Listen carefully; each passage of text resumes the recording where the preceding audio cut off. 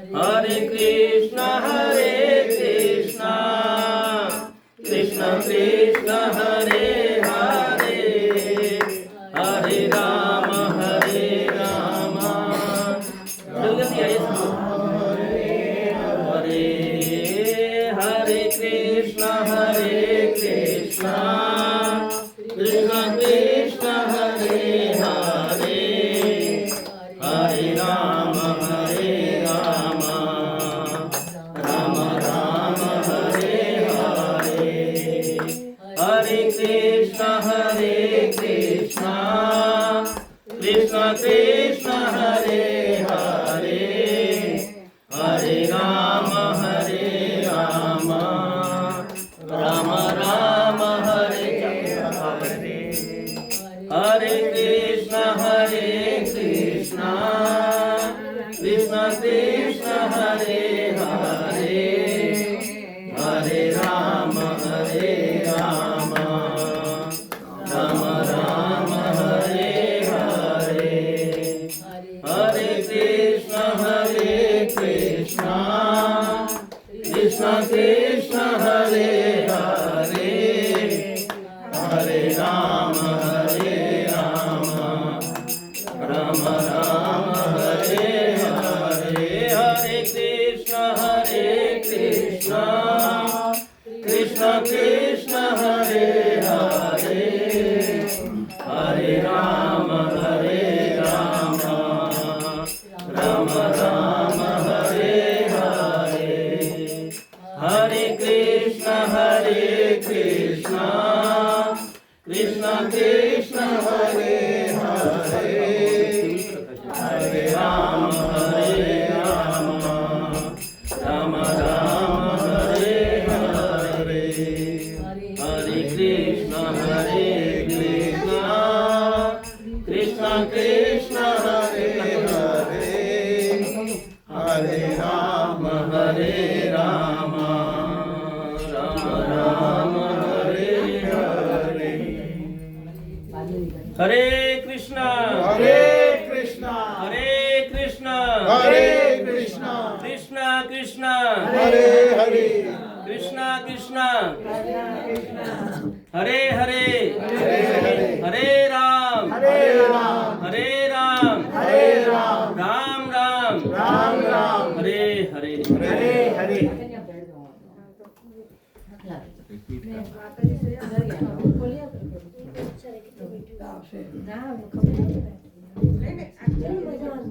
आप नीचे मत नहीं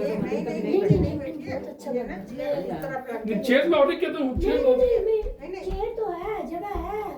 हरे कृष्णा। अच्छा बंदा। आज बहुत ही सौभाग्य का दिन है कि किशोरी वल्लभ जी की कृपा से, शिला प्रभुपाद की कृपा से, और जितने भी हमारे बुजुर्ग जन हैं, उन सब की आशीर्वाद से श्रीमद् भागवत जी का आज पदार्पण यहाँ हुआ है। हम लोग देखेंगे कि श्रीमद् भागवत क्या है और उनके सुनने से क्या फल मिलता है। वास्तव में फलश्रुति की तरफ हमको ध्यान नहीं देना चाहिए, लेकिन अगर आप पारसमणि को छूते हैं, स्पर्श करते हैं, आपकी इच्छा नहीं है, लेकिन फिर भी पारसमणि आपको स्वर्ण बना देती है। तो भागवत जी से हम कुछ चाहें या नहीं चाहें, भागवत जी वो फल हमको हमेशा देती ही है। इसका जो आयोजन हुआ, माता जी की बड़ी कृपा रही, इनकी बहुत इच्छा थी। प्रभु जी ने चर्चा की कि उनकी बहुत इच्छा है कि श्रीमद् भागवत का आयोजन घर पर किया जाए। श्री किशोरी वल्लभ जी की छत्र छाया में, उनके चरणों में बैठ करके, और कृष्णा की ऐसी कृपा हुई कि मुझे उसका सौभाग्य मिला। मैं बहुत बहुत हृदय से आभारी हूँ कि सारी अयोग्यताओं के होते हुए, अनेक अनेक त्रुटियों का भंडार होते हुए, भगवान ने, श्रील प्रभुपाद ने, गुरुदेव ने आदेश दिया है कि ये कार्य मेरे द्वारा हो। वास्तव में जो वक्ता होता है उसका अपना कुछ नहीं होता है।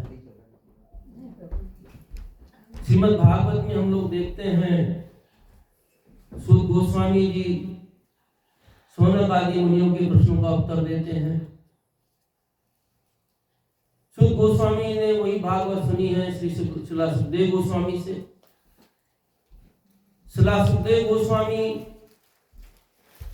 वो भागवत अध्ययन किए अपने पिता श्रीला व्यासदेव से। व्यासदेव को परंपरा के अनुसार नारद मुनि, और नारद मुनि के पास ब्रह्मा जी से, और ब्रह्मा जी के पास भगवान के मुख से स्वयं भागवत जी निकली है। एवं परा प्राप्तम राजर्षयो विदुः, भगवत गीता में भगवान कहते हैं 9वें अध्याय के 2वें श्लोक में, एवं परंपरा प्राप्तम। इस परंपरा के द्वारा सबका, जो भगवत गीता के बारे में उन्होंने कहा कि परंपरा के द्वारा ये आई, इसी प्रकार से श्रीमद् भागवतम भगवान के श्रीमुख से निकलते झरते झरते झरते झरते उसकी धारा सूत गोस्वामी जी और सूत गोस्वामी जी के साथ साथ अनेक अनेक आचार्यों के मन में बैठ गई।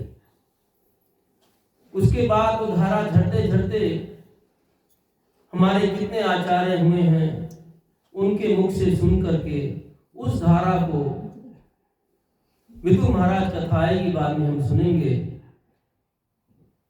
कि हे प्रभु, हे गुरुदेव, मेरी वाणी ऐसी रखना जैसे सुना है उसी के अनुसार उच्चारण हो। तो भागवत जी विराजमान हो गई हैं, आपको बहुत बहुत बधाई। और भागवत जी का आगमन के साक्षी जो लोग हैं उनको भी बहुत बहुत बधाई, और जो जूम के माध्यम से जुड़े हैं उनको भी बहुत बहुत बधाई। तो हम लोग 2 मिनट जय राधा माधव करेंगे, उसके बाद कथा प्रवेश करेंगे। हरे कृष्णा। जय राधा माधवा जय कुंज बिहारी, जय राधा माधवा जय कुंज बिहारी, जय राधा माधवा जय कुंज बिहारी, जय राधा माधवा जय कुंज बिहारी, जय गोपी जन वल्लभा जय गिरिवर धारी, जय गोपी जन वल्लभा जय गिरिवर धारी, जय गोपी जन वल्लभा जय गिरिवर धारी, जय गोपी जन वल्लभा जय गिरिवर धारी, यशोदानंदन व्रज जन रंजन, यशोदानंदन व्रज जन रंजन, यशोदानंदन व्रज जन रंजन, यशोदानंदन व्रज जन रंजन, यशोदानंदन व्रज जन रंजन, यशोदानंदन व्रज जन रंजन, यशोदानंदन व्रज जन रंजन, यशोदानंदन व्रज जन रंजन, यमुना तीरा भंगचारी, यमुना तीरा भंगचारी, यमुना तीरा भंगचारी, यमुना तीरा भंगचारी, जय राधा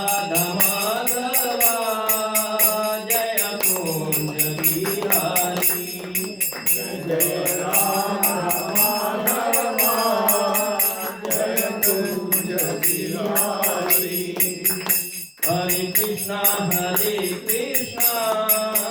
कृष्णा कृष्णा हरे हरे, हरे राम राम राम हरे हरे। हरे कृष्णा कृष्णा कृष्णा हरे हरे, हरे राम राम हरे हरे। हरे कृष्णा कृष्णा कृष्णा हरे हरे, हरे राम राम राम हरे हरे। हरे कृष्णा कृष्णा कृष्णा हरे हरे, हरे राम राम राम हरे हरे। हरे कृष्णा कृष्णा कृष्णा हरे हरे, हरे राम राम राम हरे हरे। हरे कृष्णा कृष्णा कृष्णा हरे हरे, हरे राम राम हरे हरे।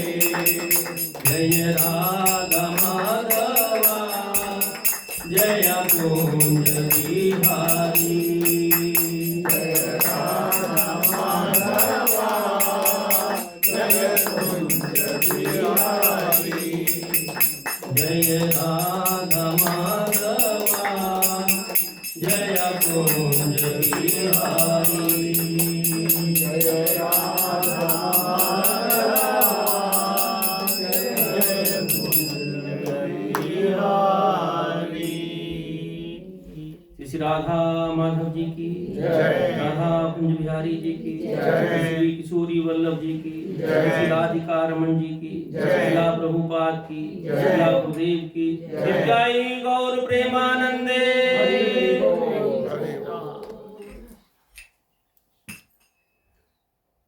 आप सबने अनेकों बार श्रीमद् भागवत कथा सुनी होगी। प्रश्न ये उठता है, अनेक संत लोग, बड़े बड़े आचार्य भागवत कथा करते हैं। भागवत कथा अनंत काल से चली आ रही है।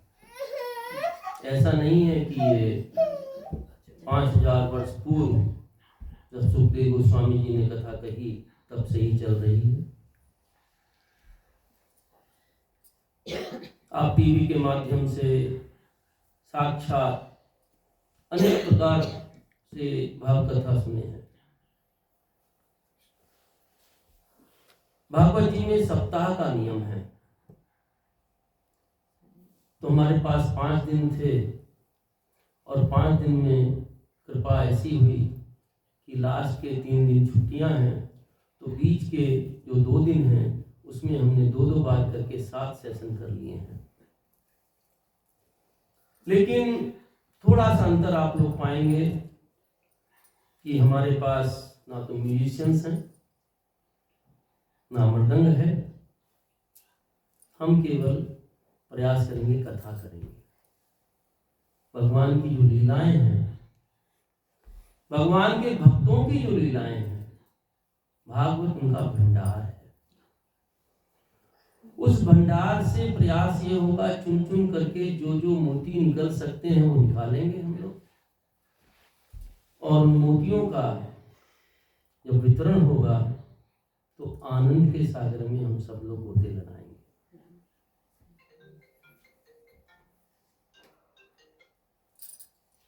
भागवत जी के ऊपर अनेक टीकाएं भी हुई हैं, कमेंट्रीज हैं, और जो 18,000 श्लोकों की श्रीमद् भागवत है उसका जो श्रीला सुखदेव गोस्वामी ने 7 दिन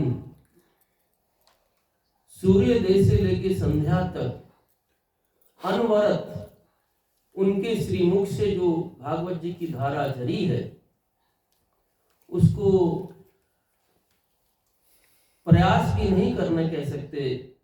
केवल 2 घंटे और 7 दिन उसका एक बिंदु मात्र ही हम लोग देख सकते हैं, उससे ज्यादा कुछ नहीं।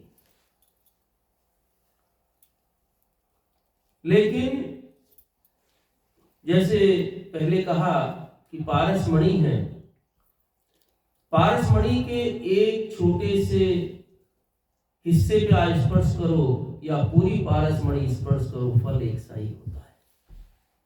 तो भागवत जी का बिंदु मिले या सिंधु मिले, उसका फल वही है।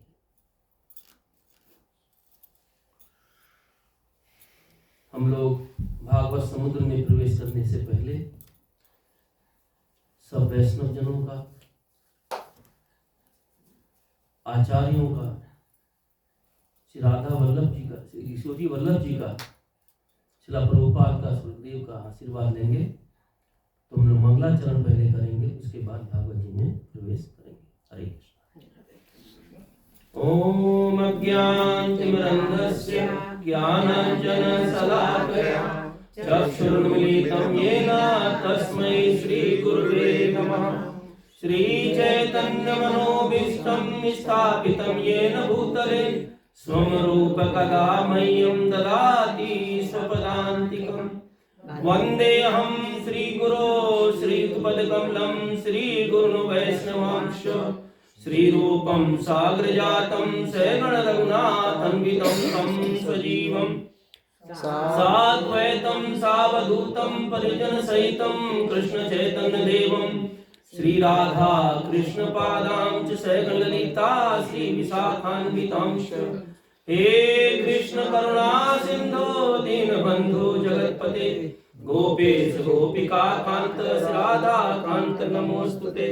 तप्त कांचन गौरांगी राधे वृंदावनेश्वरी वृषभानुसुते देवी प्रणमामि हरिप्रिये।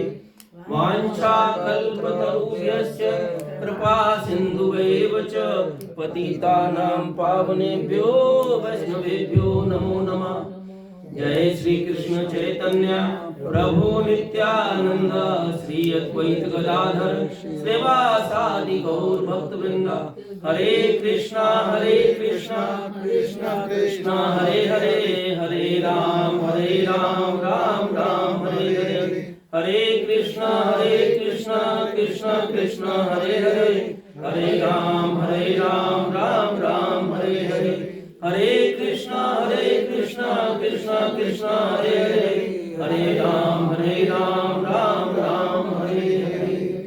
नारायणं नमस्कृत्य नरं चैव नरोत्तमं देवीं सरस्वतीं व्यासं ततो जयमुदीरये। नष्टप्रायेषु भद्रेषु नित्यं भागवत सेवया भगवती उत्तम श्लोके भक्तिर्भवति नैष्ठिकी। ओम नमो भगवते वासुदेवाय। ओम नमो भगवते वासुदेवाय। ओम नमो भगवते वासुदेवाय। ओम नमो भगवते वासुदेवाय। ओम नमो भगवते वासुदेवाय। ओम नमो भगवते वासुदेवाय।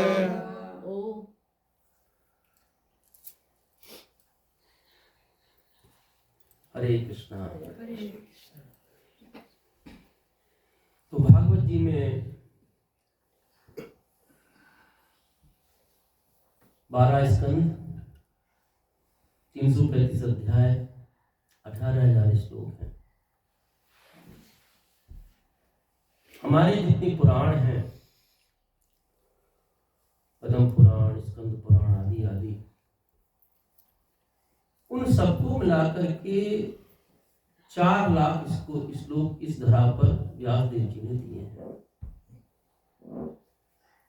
वास्तव में पुराणों के श्लोकों की संख्या करीब 100 करोड़ है जो देवलोक में होती है।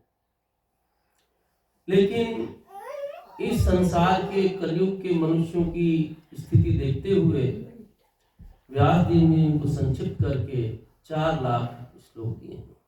जैसे स्कंद पुराण में 81,400 श्लोक हैं, पद्म पुराण में 55,000 श्लोक हैं, भागवत जी में 18,000 श्लोक हैं, वायु पुराण में आई थिंक 24,000 श्लोक हैं, आदि आदि। अब इतने सब पुराणों के होते हुए भागवत पुराण के बारे में जो उसका महत्व है, भागवत पुराण में प्रवेश करने के पहले हमको वो देखना चाहिए।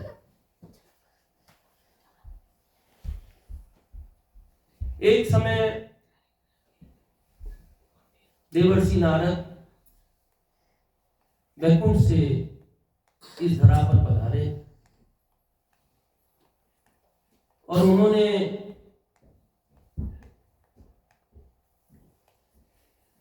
कलयुग के पदार्पण के 260 साल बाद की बात है, भगवान के धरा से जाने के 260 साल बाद की बात है।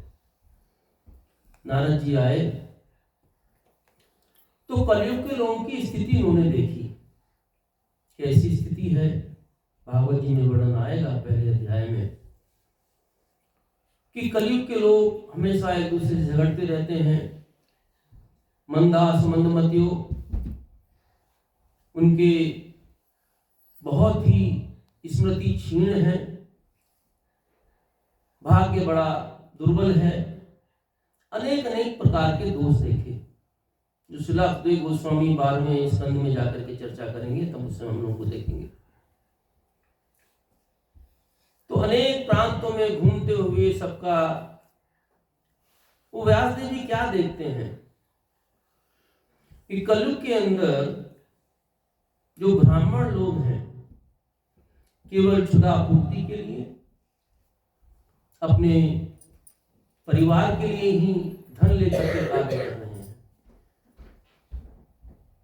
उनका जो धर्म है वो नहीं रह गया है।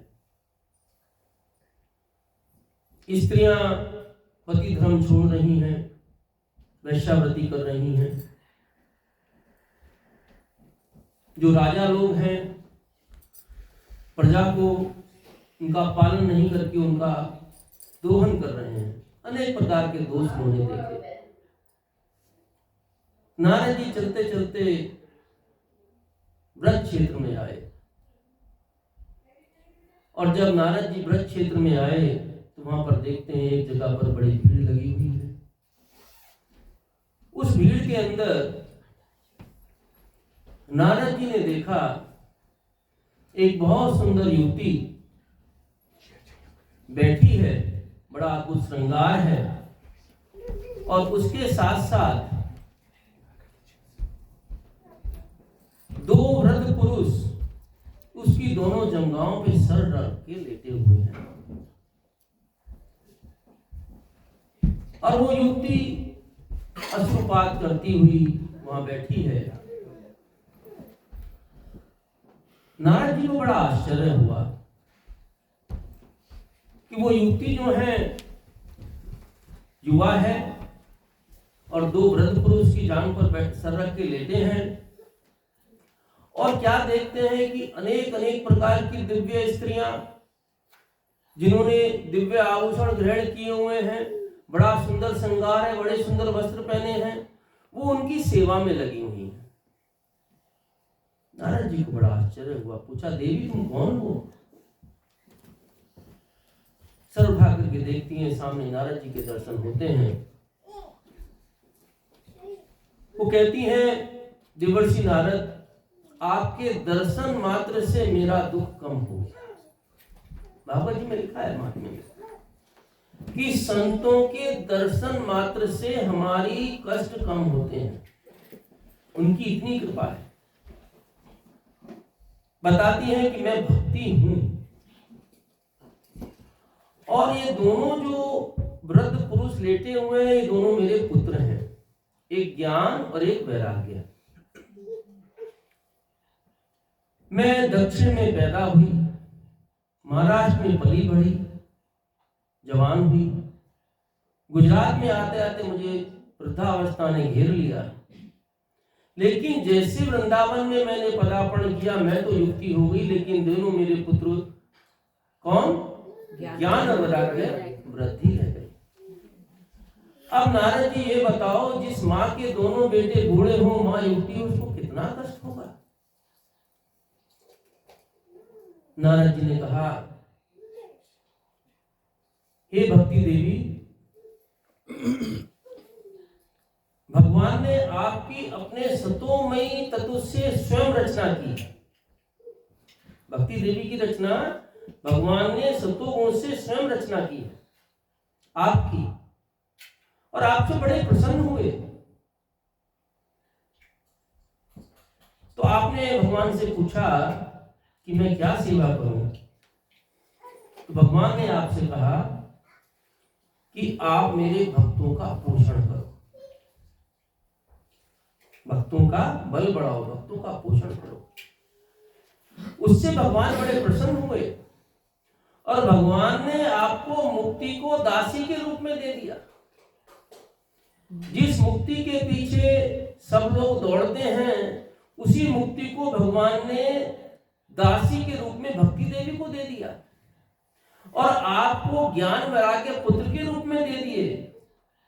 आपने वैकुंठ के अंदर वास करती हैं, पृथ्वी पर तो आपकी छाया मात्र है। पृथ्वी पर क्या है? उनकी छाया मात्र है।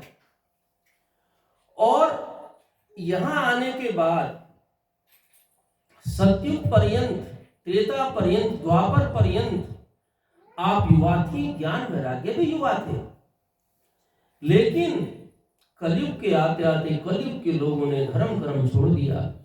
कलयुग के लोगों ने सारे अपने नियम, यम नियम सब त्याग दिए और केवल एक ही नियम रह गया, कैसे क्षुधा पूर्ति की जाए, कैसे जन्नांग पूर्ति की जाए, इसी में लगे रहे। तो इसीलिए जो ज्ञान वैराग्य, इसको कोई लेने वाला ही नहीं, ज्ञान वैराग्य का ग्राहक नहीं है। तो इसलिए ये बूढ़े हो गए, आप भी बूढ़ी हो गई। लेकिन वृंदावन की महिमा ऐसी, वृंदावन में भक्ति जवान रहती। भक्ति हमेशा सिर के ऊपर बैठ के रहती है। भक्ति देवी वृंदावन में। नारद जी के वचन सुनकर भक्ति देवी को बड़ा आनंद हुआ और कहती है, नारद जी, आपके दर्शन से, आपके मुख से जो मैंने वचन सुने हैं, उससे मुझे मेरे सारे अंग प्रत्यंग पुष्ट हो गए और इस समय मैं अपने को बिल्कुल स्वस्थ महसूस कर रही हूं। लेकिन मेरे पुत्र ज्ञान वैराग्य अभी भी ऐसे पड़े हैं, इसका कुछ उपाय कीजिए। नारद जी ने कहा, देवी चिंता मत करो, मैं बहुत कर्कश प्रश्न करता हूं। तो नारद जी ने ओ ज्ञान उठो, ओ वैराग्य उठो, उनको हिलाया डुलाया, उनके कान में गीता पुराण सब कुछ सुनाया, वेद सुनाए। लेकिन थोड़ी देर आंखें खुली, थोड़े से उठे फिर लेट गए, थोड़े से उठे फिर लेट गए।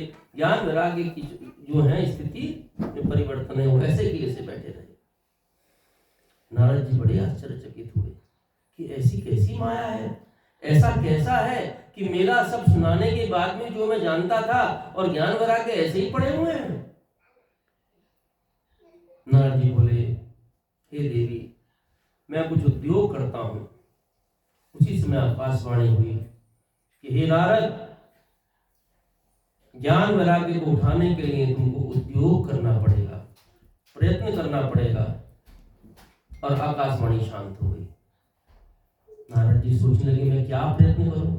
नारद जी चल दिए, जहां जहां जाते अनेक अनेक तीर्थों में गए, अनेक संतों से मिलते, अनेक बहुत लोगों से मिलते। बोले, इसका कोई उपाय बताओ। सब साथ उलटते पुलटते सब देखते, लेकिन कुछ पता नहीं चला।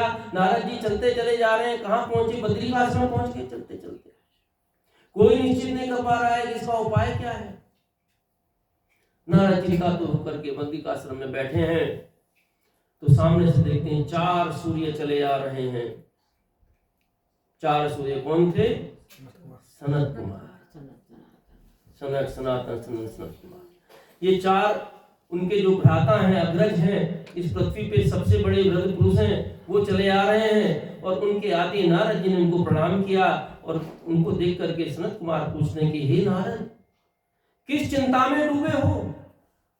तुम्हारे अंदर तो भक्ति भरी हुई है, भगवान का हरि नाम हमेशा गाते रहे, तो तुमको भक्त को चिंता कहां से आ गई?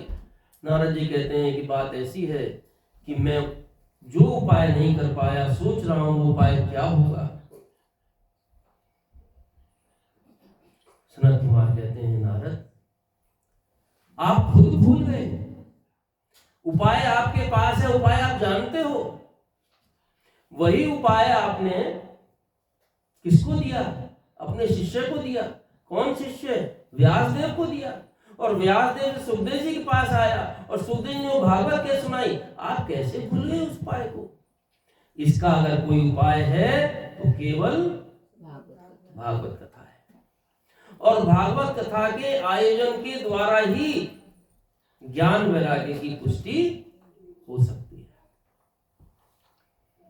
तो नारद जी ने कहा, हे अग्रजों, आपसे प्रार्थना है, आप ही इस यज्ञ को संपन्न करें। भागवत जी यज्ञ हैं। चारों वक्ता के रूप में सनत कुमार बैठे, नारद जी मुख्य श्रोता के रूप में बैठे। नियम में बताया गया है, स्त्रियां बाएं साथ बैठे। बहुत सारे नियम दिए गए हैं, लेकिन करीब में वो सारे नियम संभव नहीं। भागवत जी में सारे नियम लिखे हुए हैं।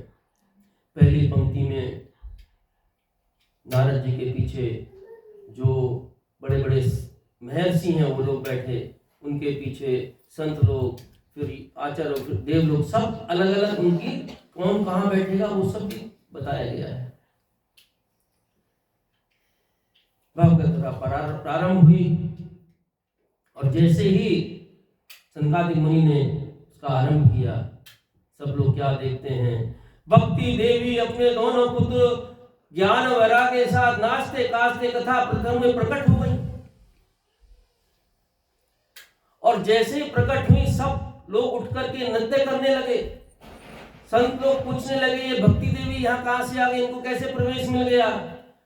सनत कुमार कहते हैं कि जहां भागवत कथा आरंभ होती है, वहीं भक्ति देवी अपने दोनों पुत्रों ज्ञान वैराग्य के साथ तुरंत आ जाती हैं। पीछे पीछे क्या देखते हैं, जब कथा चल रही है, भगवान स्वयं अपने पार्षदों के साथ प्रकट हो गए। नंद सुनंद उनके पास चवर डुला रहे हैं, कौस्तुभ मणि है, वृषिवत्स का चिन्ह है, मस्तक पर किरीट है, हाथों में कुंडल है, मकर कुंडल है, हाथों में कंगन है, पैरों में नुपुर है, करदनी है, बड़ा सुंदर रूप है, पीतांबर पहना हुआ है। भगवान चारों हाथों से शंख चक्र गदा पद्म लेकर के वहां प्रकट हो गए। और प्रकट होने के बाद में सब उठ करके नृत्य करने लगे। सारे देवता नृत्य करने लगे जो आए हुए थे। किसी ने मदंग लिया, किसी ने कुछ लिया। उस कथा प्रसंग में कौन कौन आए थे? भृगु आए थे, देवल आए थे, असित आए थे, व्यास आए थे, पराशर आए थे, जितने भी महर्षि संत थे सब आए थे। और उनके साथ साथ देवता लोग भी आए थे। इनने मदंग ले लिया, सब नृत्य कर रहे हैं और बड़ा सुंदर प्रसंग वहां पर चल रहा है। भगवान बड़े प्रसन्न हैं, पूछते हैं, ऋषियों मैं क्या वरदान दूं? सब लोग कहते हैं कि एक ही वरदान चाहिए कि जहां आपकी कथा हो आप स्वयं वहां पधारें। ये निश्चित है। भगवान किसी न किसी रूप में किशोरी वल्लभ जी नहीं है, हमारे समक्ष यहाँ पर उपस्थित है। कथा का गान हुआ। उस समय सनकादिक मुनि कहते हैं नारद जी से कि नारद, इस कथा के प्रसंग में हम एक प्रसंग सुनाते हैं। वो प्रसंग क्या है? तुंगभद्रा नदी के किनारे एक ब्राह्मण रहता था, आत्मदेव नाम का ब्राह्मण। और आत्मदेव की पत्नी का नाम था धुंधली। बड़ा संपन्न, धन संपदा खूब थी। एक ही दुख था कि उसके पास कोई पुत्र नहीं था, कोई संतान नहीं थी। बड़ा दुखी रहता था। एक समय उसने सोचा, जब पुत्र नहीं है तो मेरे पितृ जो हैं वो पिंड भी गरम गरम आंखों के आंसू के थ्रू लेते हैं, और मेरे सोचते हैं कि हमारे बाद, इसके जाने के बाद कौन पिंड देगा, तो बड़े कष्ट में रहते हैं। मैं क्या करूं, कहाँ जाऊं? इसी दुख में उछलते उठे आत्मदेव जंगल को निकल गया। एक जगह जाकर के वहां पर सरोवर था, सरोवर के किनारे बैठ गया, जल पिया, वहां बैठ करके विलाप करने लगा। तो देखता है एक सन्यासी महात्मा वहां आए, उन्होंने भी जल पिया। इस ब्राह्मण को देखा, बोले, ब्राह्मण देवता, किस कष्ट में हो? क्यों इतना उद्विग्न हो रहे हो? क्यों इतना रो रहे हो? ब्राह्मण देवता ने सन्यासी को देखा, चरणों में गिर गया, कहने लगा, आत्मदेव कि ईश्वर की कृपा से आपके मुझे दर्शन हुए हैं, और इस समय मैं क्या चाहता हूँ, मुझे कुछ नहीं चाहिए, मुझे एक पुत्र चाहिए। सन्यासी ने उनके ललाट की रेखाएं देखी, तेरे तो 7 जन्मों में तेरे को संतान नहीं है, तुझे कहां से संतान दे दूं? आदमी कहने लगा कि संत है तो वो क्या नहीं दे सकते, संत सब कुछ दे सकते हैं। अगर आप नहीं दोगे पुत्र, इसी समय आपके सामने मैं अपने प्राण छोड़ दूंगा। संत ने कहा, ठीक है, जा, तुझे मैं फल देता हूं, इस फल को ले जा, अपनी पत्नी को खिला देना, उसको संतान हो जाएगी। बड़ी खुशी खुशी आत्मदेव घर आया। घर आने के बाद में पत्नी धुंधली को कहा कि धुंधली, आज हमारे भाग्य हो गया है, और संत ने मुझे ये प्रसाद दिया है, तुम इस प्रसाद को खा लो, और उसके बाद तुमको संतान होगी। धुंधली बड़ी कटु स्वभाव की थी, और कटु स्वभाव नहीं, बड़े दुष्ट स्वभाव की थी।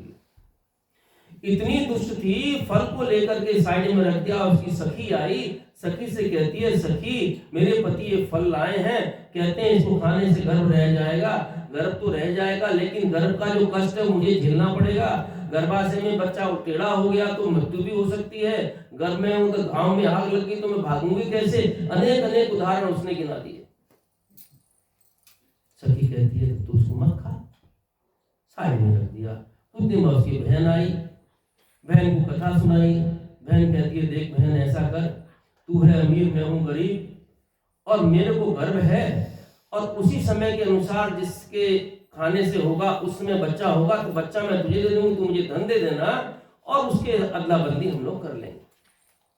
बड़ी खुश हो गई, नाटक करने लगी। आत्मदेव को कुछ पता नहीं है, वो ब्राह्मण तो खुशी के मारे फूला नहीं समा रहा है, सब जगह कहता है मेरे संतान होगी। और उस समय जब गर्भ का समय आया तो उसकी बहन ने उसको बच्चा दे दिया। कहती है, देखो मेरे पुत्र उत्पन्न हुआ है, और लेकिन मेरी छाती में दूध नहीं है, लेकिन मेरी बहन के बच्चा हुआ था वो रहा नहीं, उसको मैं बुला लेती हूँ दूध पिलाने के लिए। बहन को भी बुला लिया और दूध पिलाने लगी। बच्चा थोड़े थोड़े बड़े होने लगा।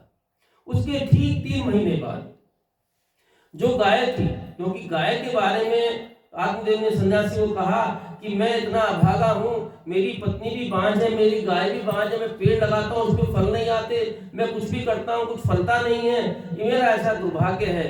तो गाय जो बांझ थी, उस धुंधली ने क्या किया, उसकी बहन ने कहा कि तू एक काम कर, उसकी सखी ने कहा तू एक काम कर, इस फल को तो गाय को खिला दे टेस्ट करने के लिए कि शायद अच्छा है तो गाय को बच्चा हो जाएगा, और तू ऐसा कर ले। उसने गाय को फल खिला दिया। 3 महीने बाद उसके बच्चा हुआ। सब गांव वाले देखने के लिए आ गए। मनुष्य रूप में गाय ने बच्चे को जन्म दिया है, कान उसके गौ के कान के समान है। आत्मदेव ने नाम रखा गोकर्ण। गोकर्ण महाराज की जय। गोकर्ण जी का पदार्पण हो गया। अब ये जो धुंधली का पुत्र था धुंधुकारी, बचपन से ही बड़ा कष्ट देता था संसार को। उसकी स्थिति ये थी कि छोटे छोटे बच्चों को खेलने के लिए गोद में लेता, उनको कुएं में डाल देता। उसकी स्थिति ये थी कि जाकर के जितना भी धन था जाकर के उसको कहीं ना कहीं लुटा देता, किसी वैश्या के पास, के जुआरे घर में। उसने सबका घर का सब धन लुटा दिया। उस समय आदमी को ज्ञान हुआ, कहते हैं आमदेव, इससे तो धुंधली बांझ रहती तो ज्यादा अच्छा था। तो सन्यासी ने जो बात कही थी वो याद आई। कुछ समय के बाद में गोकर्ण जी पधारे तो गोकर्ण उनसे कहा कि हे पिताजी, आप इस घर को छोड़ दीजिए।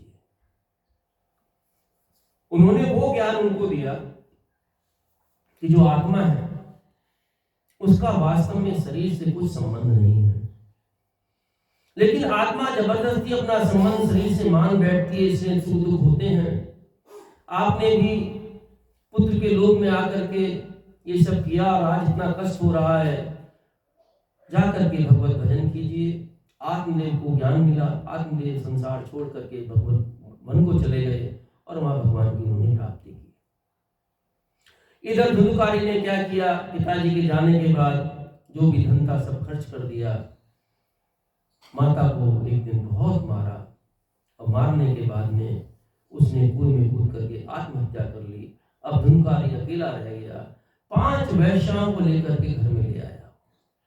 ये 5 वेश्याएं सबके जीवन में है प्रभु जी। 5 वेश्याएं कौन है? 5 वेश्याएं हमारी 5 इंद्रियां हैं जिनके द्वारा संसार को अपने अंदर लेकर के आते हैं। ऐसी धुंधुकारी उन 5 वेश्याओं को घर के अंदर ले आया और वेश्याएं नित्य नित्य मांगती थी, आभूषण दे दो, गहना दे दो, वस्त्र दे दो। धुंधुकारी चोरी करता, मार काट करता, सब कुछ लेकर के आता।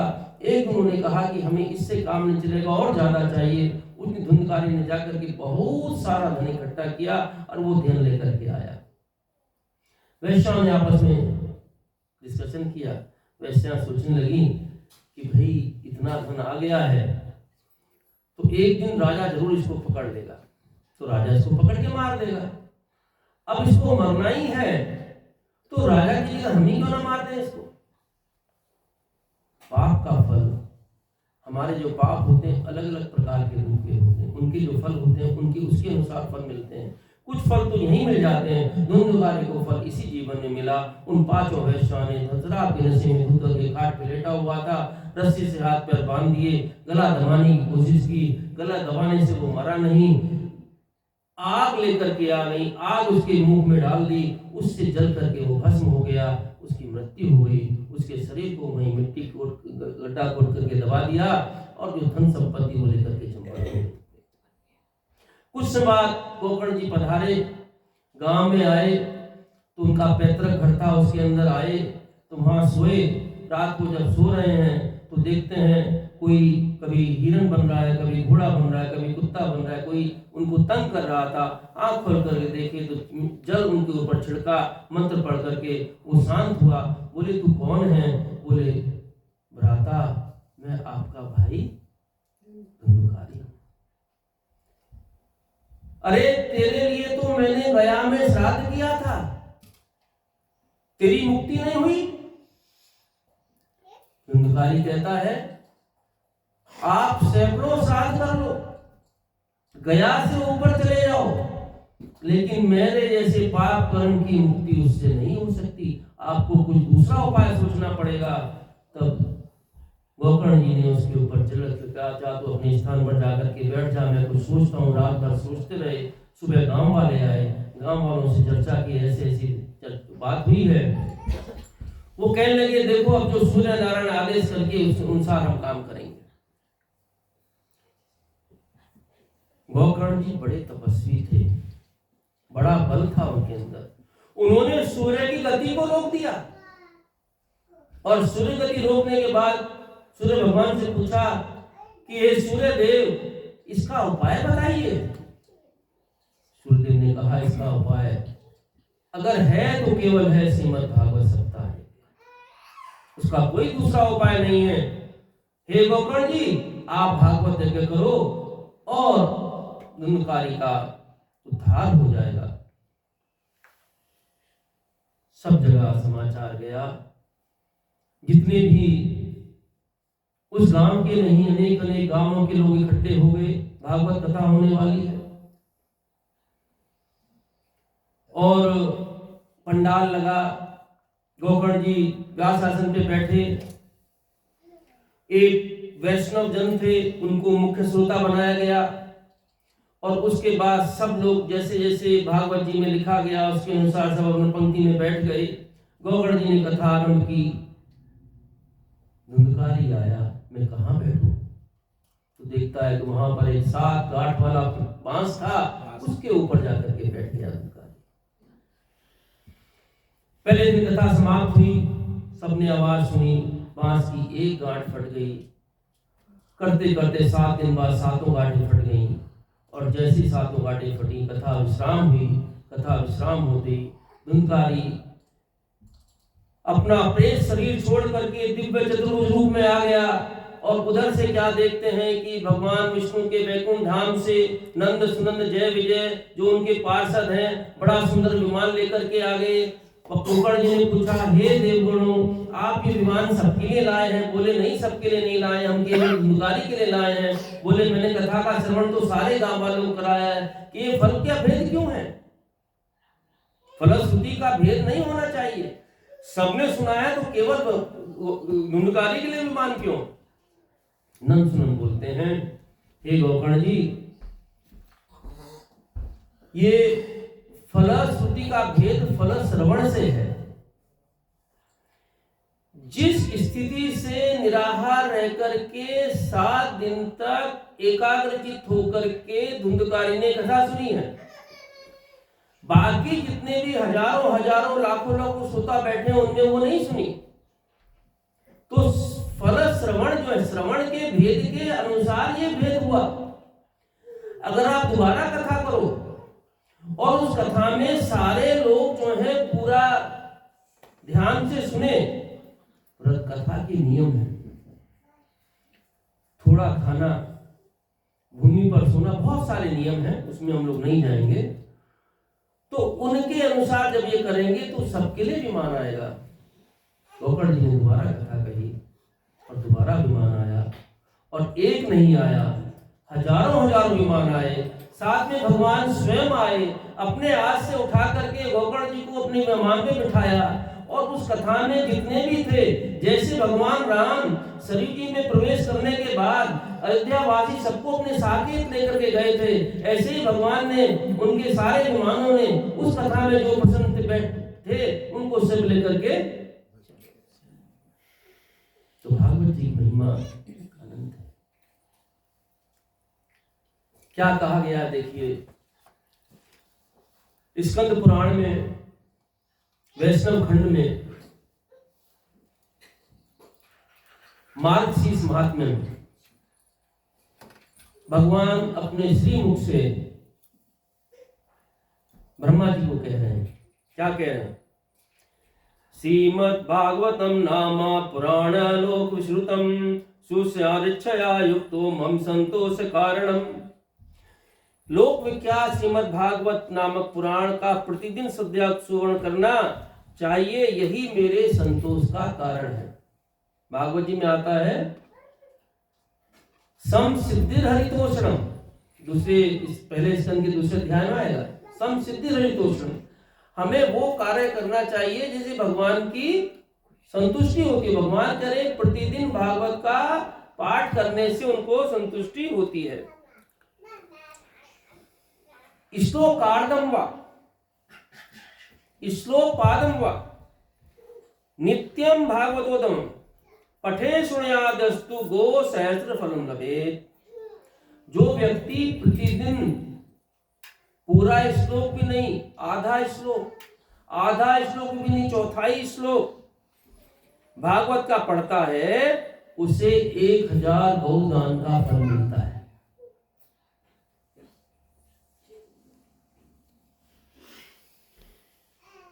भगवान कह रहे नित्यम कथा यत्र तत्र तिष्ठन्ति वैष्णवः।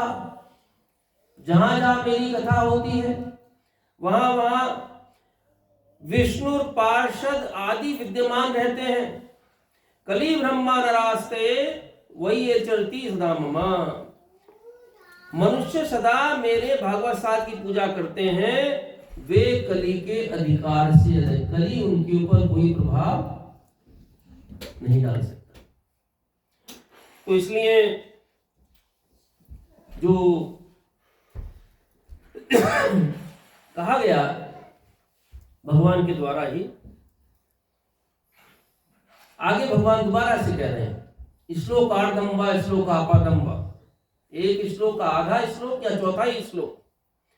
वाह वरम भागवतम ग्रहे, जिसके घर में रहता है, पूरी भागवत नहीं, आज आपके यहाँ भागवत जी आई है, जिसके घर में एक श्लोक, आधा श्लोक, चौथाई श्लोक भी रहता है, शतशत सहस्रश्च कि मन्ये शास्त्रग्रही, ये सबसे अच्छी बात है। उसको छोड़ करके सैकड़ों, सहस्रों, हजारों ग्रंथ रखने की कोई आवश्यकता नहीं, उनको इकट्ठे करने की कोई आवश्यकता नहीं। भगवान कह रहे हैं कि यावा नामी हे पुत्र, पुत्र कौन है? आम आदमी।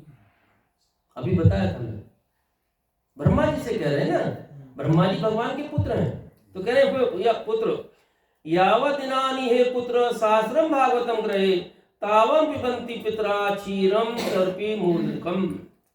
हे पुत्र, मनुष्य जितने दिन तक अपने घर में भागवत शास्त्र रखता है, उतने समय तक उसके पितर दूध, घी और मधु और मीठा जल पीते हैं। आत्मदेव ब्राह्मण को क्या चिंता थी कि हमारे पितरों का क्या होगा? भगवान कह रहे हैं कि शास्त्र घर में रखने से पितरों का ही है, और शास्त्र का रखना ही नहीं, शास्त्र को रखने से मतलब यह है कि हमको उसका अध्ययन भी करना है, उसको पढ़ना भी है। जब हम उसको पढ़ते हैं, एक बार आप पढ़ोगे, हो सकता है थोड़ा समझ में आए, दोबारा पढ़ोगे और समझ में आएगा।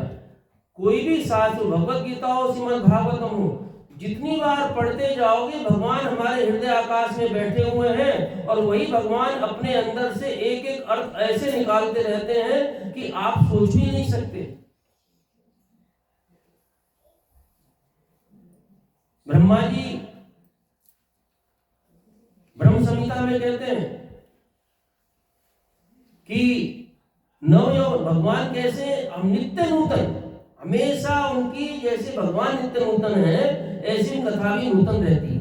एक बार, हजार बार, जितनी बार भी सुनोगे, कथा हमेशा कोई ना कोई नया आनंद देके जाती है।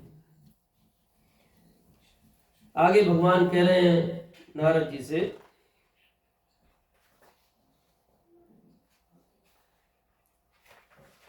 ब्रह्मा जी से, तत्र सैर्वाहम भवामी तिदेशी सहा, कि जहां जहां भागवत शास्त्र रहता है, वहां वहां मैं देवताओं के साथ उपस्थित रहता हूं। जहां जहां भागवत शास्त्र रहता है, वहां मैं देवताओं के साथ उपस्थित रहता हूं। श्रीमद् भागवतम पुण्यम आयु आरोग्य पुष्टिदम पठन वाचरण वापी सर्व पापै प्रमुच्यते, सर्व पापै प्रमुच्यते। यह पावन पुराण श्रीमद् भागवतम आयु आरोग्य पुष्टि को देने वाला, इसका पाठ अथवा श्रवण करने से मनुष्य सब पापों से मुक्त हो जाता है। अब भगवान ने ब्रह्मा जी से ये कहा, हमने सुन भी लिया, लेकिन उसको कितना लोग मानेंगे, कितना उसके ऊपर अमल करेंगे? अभी सुना, थोड़ी देर बाद हम भूल जाएंगे, हमारे जीवन में उसका एप्लीकेशन नहीं होगा। उसका कारण क्या है? उसका कारण क्या है? उसका कारण है विश्वास की कमी होना।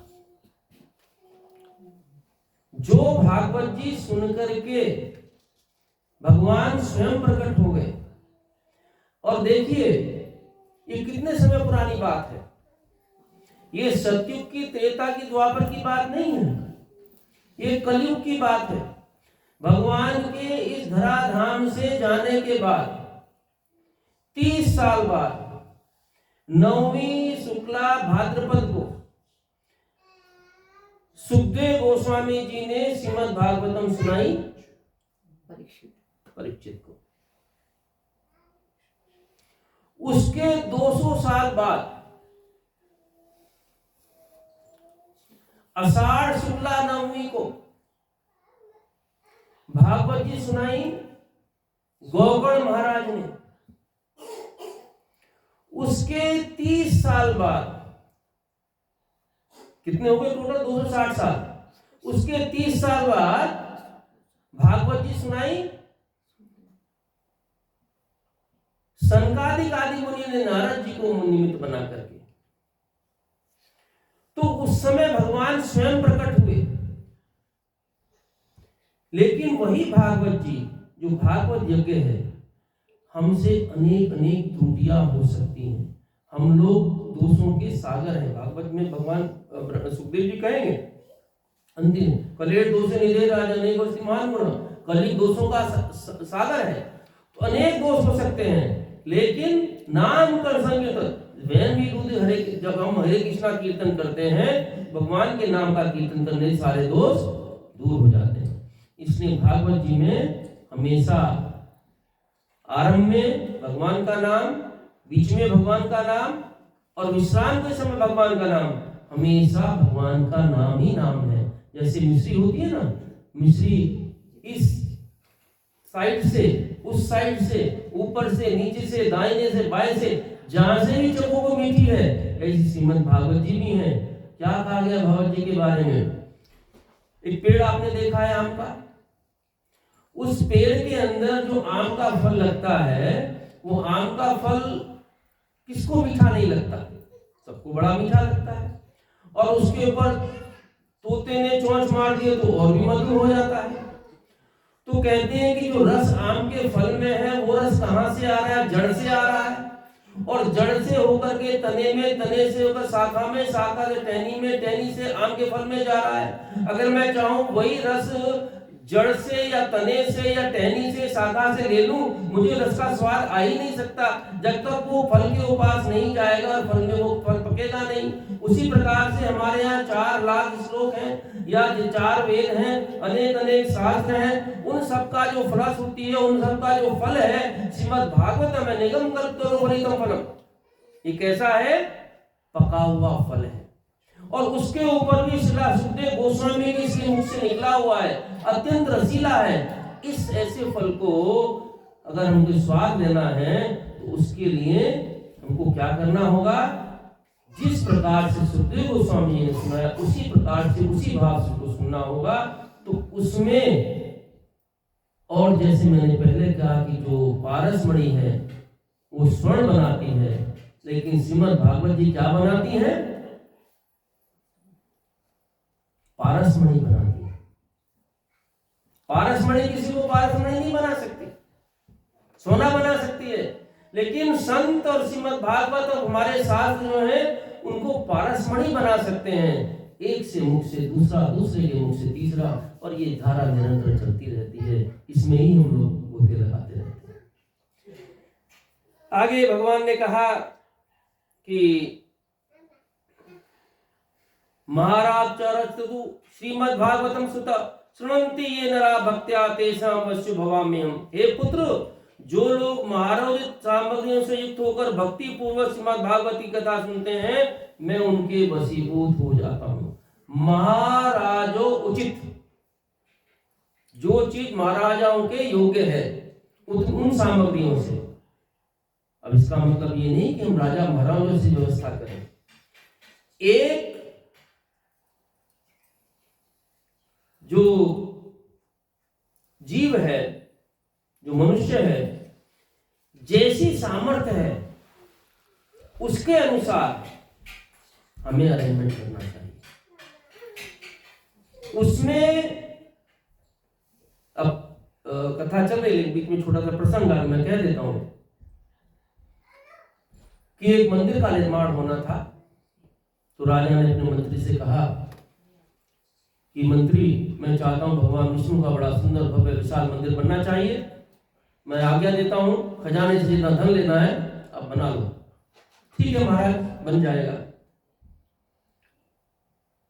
मंत्री ने क्या किया?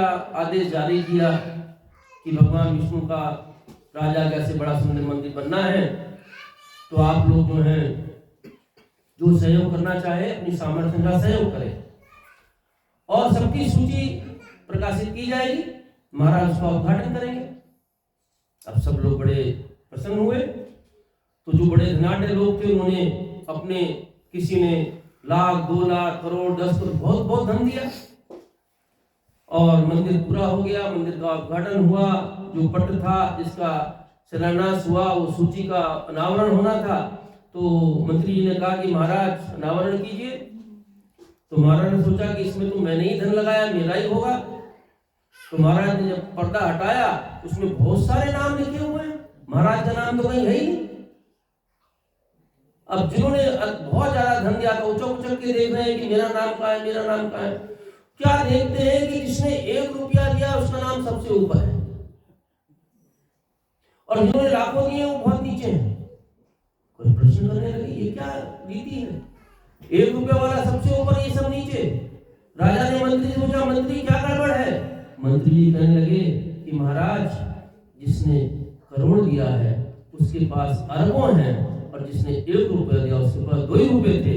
तो उसने अपनी अधिक, जितनी उसकी क्षमता थी उससे अधिक दिया है, बाकी ने जो दिया है क्षमता से बहुत थोड़ा दिया है। हमारा मन कितना है, हमारा भाव कितना है, हम क्या करना चाहते हैं, नाम के लिए या मान के लिए, उस पर निर्भर करता है। इन सब ने नाम के लिए दिया है, उसने भगवान के लिए दिया है, उसका नाम सबसे ऊपर है।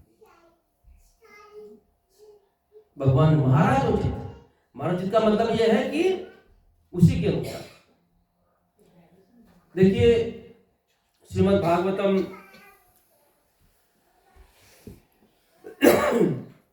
जिस भी रूप में हमको शास्त्रों से, आचार्यों से, अध्ययन से मिलती हैं,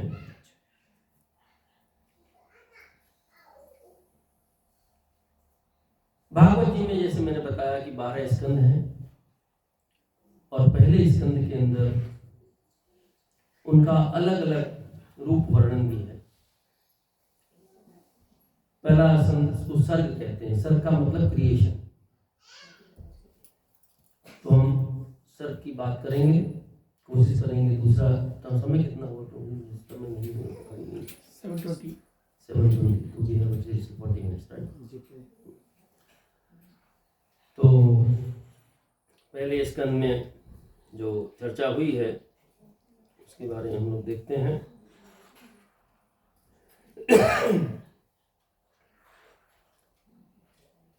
श्रील सुख गोस्वामी, सौनक आदि मुनि जो नैमिषारण्य में सब लोग एक बैठे हुए हैं, वो 1000 साल का यज्ञ करने के लिए बैठे हैं। और उस यज्ञ को करते करते उनके बहुत, क्योंकि यज्ञ में से धुआं आता है, चेहरे भी काले पड़ गए, सब कुछ यज्ञ कर रहे हैं। अचानक वो देखते हैं कि सामने से सुत गोस्वामी जी चले आ रहे हैं। उनको ऊंचा आसन दिया, आसन पे बिठाया। आसन पे बिठाने के बाद में सौनक जो मुनि हैं, 88,000 ऋषि मुनि वहां पर बैठे हुए हैं, और सौनक मुनि उनके मुख्य श्रोता है। सौनक मुनि उनसे प्रश्न करते हैं। क्या प्रश्न करते हैं? पूछते हैं कि हे सुत गोस्वामी जी, आपका अध्ययन बहुत विस्तृत है, आप ज्ञान के भंडार हैं। जितना आपने शास्त्रों का अध्ययन किया है उसका निचोड़ निकाल करके हमको बताइए, क्योंकि हम सबका अध्ययन नहीं कर सकते। 4 लाख श्लोक कितना अध्ययन करेंगे, उसका निचोड़ हमको बताइए। फिर कहते हैं कि आपने एक एक प्रश्न को ध्यान से बोली माता जी, क्योंकि ये हम सबके प्रश्न हैं। फिर वो कहते हैं कि ये बताइए कि आपने जन कल्याण के लिए इन शास्त्रों का क्या निचोड़ निकाला है, जन कल्याण के लिए वो आपका क्या आदेश है, वो हमको बताइए। तीसरा पूछते हैं कि जितने भी शास्त्र हैं उनके जो जीव हैं उनके बारे में क्या उनके आदेश हैं। फिर पूछते हैं कि देवकी के पुत्र के रूप में प्रकट हुए भगवान श्री कृष्ण, उनके बारे में बताइए। फिर कहते हैं उनके जो अवतार हुए हैं उनके बारे में चर्चा कीजिए। फिर कहते हैं भगवान की लीलाओं के बारे में बताइए। फिर पूछते हैं आप हमें बताइए कि जब भगवान स्वधाम चले गए जब अपने धाम चले गए तो उसके जाने के बाद में धर्म ने किसकी शरण ले ली है? बीच में पूछते हैं कि वयम तू न वितृप्यामा उत्तम श्लोक विक्रमे यशमताम सर्वज्ञानाम स्वादु स्वादु पदे पदे, कि ये जो शास्त्र हैं उसमें उत्तम उत्तम श्लोक दिए हुए हैं, हर श्लोक में हर पद पे हमको स्वाद आ रहा है और आपके मुख से हम वो सब सुनना चाहते हैं। ये सारे प्रश्न शौनकादि मुनि उनको पूछते हैं। फिर सूत गोस्वामी जी क्या करते हैं? पहले प्रणाम करते हैं, जैसे हमने प्रणाम किया ना, पहले प्रणाम करते हैं। किसको प्रणाम करते हैं? पहले गुरु। उनके गुरु कौन है? सुखदेव गोस्वामी जी। कहते हैं यम प्रवयंतम मनुपेतम अपकृत्यम द्वपायनुरयातुर्हावा यं पुत्रेति यत्तन्मया तरोर्विनेदुस् तम शूरभूतिर्दयं मुनिर्मानतोऽस्मि यः स्वानुभावमग्रशास्त्र एकं मध्यात्मदीपतितिस्रामदमन्तमन्धं संसारिणां करुणया पुराणगुह्यं तं व्यासनुयाप्यामि गुरु मुनीनाम। कह रहे हैं कि मैं उन सुखदेव महाऋषि सुखदेव गोस्वामी को सादर प्रणाम करता हूँ जो सबके हृदय में प्रवेश कर सकते हैं। संत को बिठाने का सबसे अच्छा स्थान है हमारा, सबके हृदय प्रवेश कर सकते हैं। जब वे संन्यास लेने के लिए चले गए तो जनेऊ और उच्च जातियों द्वारा संस्कार उन्होंने पूरे नहीं कराए, जैसे प्रकट हुए वो चल दिए। उनके जाने के जैसे घर छोड़ करके जा रहे हैं, प्रकट होते ही उनके पिता शिला व्यास देव उनके पीछे पीछे जाते हैं। कहते हैं विरह कातर आजू आवा, विरह के रूप में अपने पुत्र को पुकार रहे हैं। तो कहते हैं हे पुत्र कहाँ जा रहे हो, कहाँ जा रहे हो? लेकिन शिला व्यास देव तो अपने भजन में, अपने साधना में मग्न हैं, वो चलते जा रहे हैं। उनकी जगह जो वहां पर वृक्ष थे वो उत्तर देते हैं, क्योंकि वृक्ष जो थे वो भी उसी भजन भावना लीन थे। और शोक ग्रस्त जो पिता हैं उनकी सुखदेव गोस्वामी ने कोई भी प्रतिक्रिया नहीं दी। फिर कह रहे हैं यह स्वानुभाव अकृषुसारम एकम, मैं उन श्री शुक को सादर प्रणाम करता हूं जो सभी ऋषियों के गुरु हैं। सुखदेव जी 16 वर्ष की अवस्था के हैं, लेकिन कह रहे हैं उन सबके गुरु हैं। हालांकि व्यासदेव के पुत्र हैं, लेकिन भौतिक अस्तित्व जितना भी है उन क्षेत्रों को, उनको सबको पार करने के लिए जैसे प्रकट हुए माया घेर नहीं ले, इसलिए वो चल दिए। कथा ये आती है कि सुख जो है लीला सुख है, और लीला सुख भगवान शिव माता पार्वती की कथा सुनाते हैं। जब वो कथा सुनाते हैं तो पार्वती जी सो जाती हैं, और उसमें जो सुख कथा सुन रहे हैं पार्वती जगह हुंकारा भरते हैं। अगर कोई वक्ता कथा कह रहा है और सामने से कोई रिएक्शन नहीं है तो वक्ता की कथा कहने में कोई आनंद नहीं आता है और ना सुनने में आनंद आता है।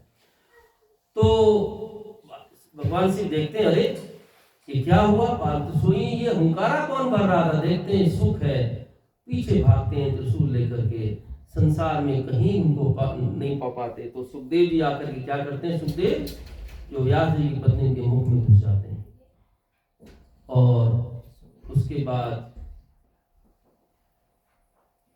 व्यास जी की पत्नी उस घर को धारण करती हैं 16 साल तक। उस समय कष्ट तो होता है। व्यासदेव कहते हैं कि तुम बाहर आओ, बोलते हैं पिताजी ये माया घेर लेगी, मैं बाहर नहीं आऊंगा। भगवान स्वयं वचन देते हैं। सुखदेव जी आते हैं, माया घेर ना ले, संसार पकड़ ना ले, इसलिए तुरंत चल देते हैं। तो सूत गोस्वामी उसी का वर्णन कर रहे हैं, वरह हाथ भाव। फिर प्रणाम करते हैं नमस्कृत्या नरम चैव नरोत्तम देवीं सृजतम ततो जयमुदीरये। सबको प्रणाम करने के बाद जब आगे बढ़ते हैं तो सूत गोस्वामी जी शौनकादि मुनियों को पहले भागवत जी का जो निचोड़ है वो बताते हैं। पहला श्लोक भागवत जी का है, जन्माद्य 4 तो पहले 3 श्लोकों के अंदर भागवत जी के जो महात्म्य है उसकी चर्चा हुई, और उसके बाद ये सब चर्चा करने के बाद में उनका जो प्रश्न था उसके बारे में कहते हैं कि जो 24 अवतार हैं उनकी कथा आती है।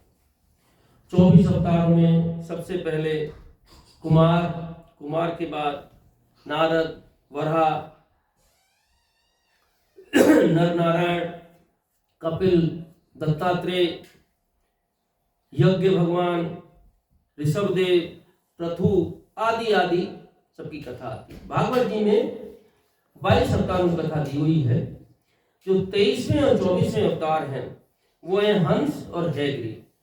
जो पहले स्कंद के तीसरे अध्याय में जो वर्णन किया गया है 22 अवतार की बताई, लेकिन बाद में हंस का और इनका हैग्रीव का चर्चा बाद में, ऐसे 24 अवतार है। लेकिन सारे 24 अवतार जो हैं उनके मुख्य अवतार कौन? एते चांचला पुंसा कृष्णस्तु भगवान स्वयं इंद्रारी व्याकुलम लोकम मृगन्ते युगे युगे। एते चांचला पुंसा, कि जितने भी अवतार हैं अनेक अवतार हैं, लेकिन भगवान स्वयं अवतारी हैं। एक अवतार है, एक अवतारी है। अवतार अवतारी से आता है, तो भगवान अवतार में तो स्वयं अवतारी है, भगवान स्वयं प्रकट होते हैं।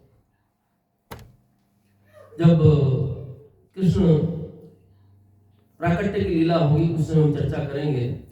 उसमें कुछ जो शिला जीव गोस्वामी ने गर्ग संहिता में गर्ग मुनि ने जो लिखा है उसके बारे में हम लोग देखेंगे। तो ये सब होने के बाद में एक बड़ा सुंदर श्लोक आता है भागवत जी के अध्याय में। जन्म गुह्यम भगवतो या प्राय नरः सायं प्रातर्गणन भक्त्या दुख ग्रामद उच्यते। प्रातः और संध्या भक्ति पूर्वक जो भगवान के इन अवतारों की कथा को पढ़ता है उससे सारे क्लेशों से मुक्ति मिल जाती है। भागवत जी का वचन है। सुध गोस्वामी से सौनक जी प्रश्न करते हैं कि ये कथा कहाँ हुई और श्री व्यास देव ने कथा क्यों कही, उसका संग्रह क्यों किया। सुध गोस्वामी फिर वापस प्रणाम करते हैं सुखदेव गोस्वामी जी को और कहते हैं कि व्यास देव ने वेदों के 4 वेद बनाए, 18 पुराण, 108 उपनिषद, अनेक संहिताएं, पंचम वेद महाभारत के रूप में रचना की। लेकिन वो सब रचना करने के बाद भी व्यास देव का हृदय अशांत था। अपनी सरस्वती नदी के किनारे अपनी कुटिया में बैठे हैं, उनका हृदय बड़ा क्लांत है। जो हमारा हितैषी होता है, सच्चा हितैषी, वो कहते हैं टेलीपैथी कोई चीज होती है ना, तो टेलीपैथी के थ्रू उसको पता चल जाता है। हमारे जो गुरु हैं वो देख लेते हैं कि मेरा भक्त कष्ट में है, प्रबंध करते हैं। तो व्यास देव जी के गुरु है नारद जी, तो नारद जी का प्राकट्य होता है। और जैसे ही नारद जी प्रकट होते हैं तो व्यास देव जी नारद जी को दंडवत प्रणाम करके उनको आसन दे करके, व्यास देव स्वयं भगवान के आंशिक अवतार हैं, उनके चरणों में वंदना करके बैठ जाते हैं। तो नारद जी कहते हैं कि व्यास तुम्हारा चित्त इतना अशांत क्यों है? बोले मैंने जितने यम नियम वचन जितने भी ये सबका पालन किया है, व्रत धारण किए हैं, जितना भी मैं लिख सकता था सब कुछ लिखा है जन कल्याण के लिए, लेकिन मेरा हृदय शांत है, क्लांत है। इसका क्या कारण है? मैं सोच करके देख करके इसका कारण पता नहीं कर पा रहा हूं, उसका कारण क्या है? तो नारद जी कहते हैं कि व्यास तुमने वेदों के माध्यम से कर्म कांड, वासना कांड, वेदों में अनेक कांड हैं, उन सब की बहुत चर्चा की है। और उसके अंदर जो बताया है वो ऐसा है कि कलयुग के मनुष्य उसको लेकर के अपनी तुष्टि के लिए उसका उपयोग करेंगे, उपयोग नहीं दुरुपयोग करेंगे और अपना विनाश करेंगे। लेकिन जो करना चाहिए भगवान का गुणगान, वो तुम्हारे ग्रंथों के द्वारा नहीं हुआ है और इसीलिए तुम्हारा मन आसान है। उसका प्रमाण क्या है? बुद्धा अवतार से पहले 22 अवतार को जो नाम दिए गए हैं, उसमें बुद्ध भगवान का भी अवतार बताया गया है। अब बुद्ध वो हैं जिन्होंने कहा कि वेद मत पढ़ो, वेद मत देखो, यज्ञ मत करो। बुद्ध भगवान ने ये स्थापित किया। आवश्यकता क्यों पड़ी? आवश्यकता इसलिए पड़ी कि उसके पहले व्यास देव ने जो वेदों में वर्णन किया है, अपने स्वर्ग जाने के लिए, अपने इंद्रिय भोग के लिए लोग यज्ञ करेंगे और वही हो रहा था। और यज्ञ में वेदों में बताया गया है कि पशुओं के भी करो, बलि बहुत ज्यादा हो रही थी। उन सबको रोकने के लिए भगवान ने व्यवस्था की, बुद्ध अवतार ग्रहण किया। बुद्ध ने कहा अहिंसा परमो धर्म, अहिंसा परम धर्म है, बलि व्यवस्था पाप नहीं होनी चाहिए। तो भगवान जैसी आवश्यकता होती है जीव के लाभ के लिए वैसा ही करते हैं। तो नारद जी ने कहा कि व्यास तुमने जो है उनका चर्चा नहीं की है, और 5वें अध्याय में 10वां और 11वां पहले स्कंद के बड़े 2 सुंदर श्लोक आते हैं जो नारद जी बोलते हैं। न्यायद्वच चित्पदं हरेर्यशो जगत् पवित्रं परगीत कलिचे तद्वायसं तीर्थमुसन्ति मानसा यत्र हंसा निर्मन्ति शिक्षया तद्वाग विसर्गो जनताग विप्लवो यस्मिन् प्रति श्लोकम् अबद्धति अपि नामानि दन्तस्य यक्षोऽङ्कितानि यत् सर्वन्ति गायन्ति ग्रन्थि साधवः। 2 चीजें बताई इसमें।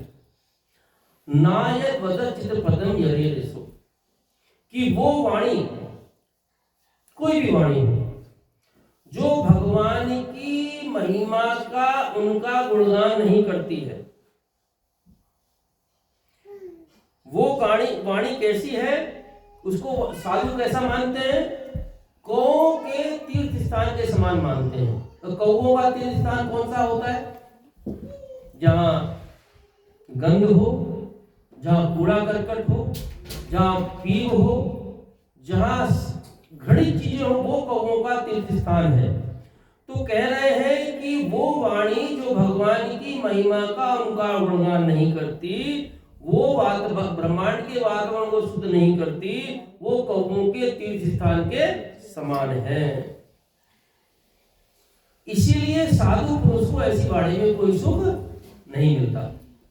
अगर हम कोई कथा सुनते हैं, कुछ भी सुनते हैं हम लोग, और उसके अंदर भगवान का गुणगान नहीं है, तो उसमें सुख हो नहीं सकता। अगर जिसको आप सुख मान करके सुन रहे हैं, वो छलावा मात्र है, वो वास्तविक सुख नहीं है। फिर आगे क्या कहते हैं? तद्वा विसर्गो जनता विप्लवो। लेकिन वो वाणी, वो लिटरेचर, वो साहित्य जो दोषपूर्ण भी लिखा गया है, उसमें बहुत सारी मिस्टेक्स हैं, उसके बाद भी अगर वो भगवान की महिमा का गुणगान करता है, ठीक है ना, वो साधु पुरुष उसको कैसा मानते हैं? ऐसा मानते हैं कि वो वास्तव में नमो नामानि अंतस्य संकितानि, उसमें भगवान की महिमा का इसका गुणगान किया गया है, तो उसको इस सारी मानव जाति के लिए क्रांतिकारी धर्म मानते हैं। वो कहते हैं कि उसे क्या करते हैं? श्रवंती गायंती ग्रंथि साधवा। साधु पुरुष को सुनते भी हैं, श्रवंती गायंती गाते भी हैं, और उसके ऊपर मनन भी करते हैं। ऐसी वाणी। तो नारद जी कहते हैं कि व्यास तुम क्या करो, तुम ऐसी साहित्य लिखो। तो व्यास देव जी उस समय ध्यान मग्न होकर के बैठते हैं, और नारद जी ने कहा व्यासदेव जी को, व्यासदेव तुम स्वयं अपने चक्षुओं से देख सकते हो, उनको देख करके उसको लिखो। तो जो 4 श्लोक भगवान ने ब्रह्मा जी को दिए, उनका विस्तार पूर्वक वर्णन करो। और वो वर्णन करके जो व्यासदेव ने श्रीमद् भागवत का निर्माण किया और उनकी रचना की, और वो रचना करने के बाद में उसको क्या करना है ये सोचने लगे। क्योंकि मान लीजिए आपने बहुत सुंदर आभूषण बनाया, हीरे भी लगाए, पन्ना भी लगाए, सब कुछ लगाए, उसके धारण करने के लिए सुंदर गला भी होना चाहिए। ऐसे तो किसको नहीं बना देंगे। तो गला किसका है? इतना सुंदर ग्रंथ लिखा है, उसका गला कौन गा सकता है? उसके लिए सुखदेव ही गा सकते हैं।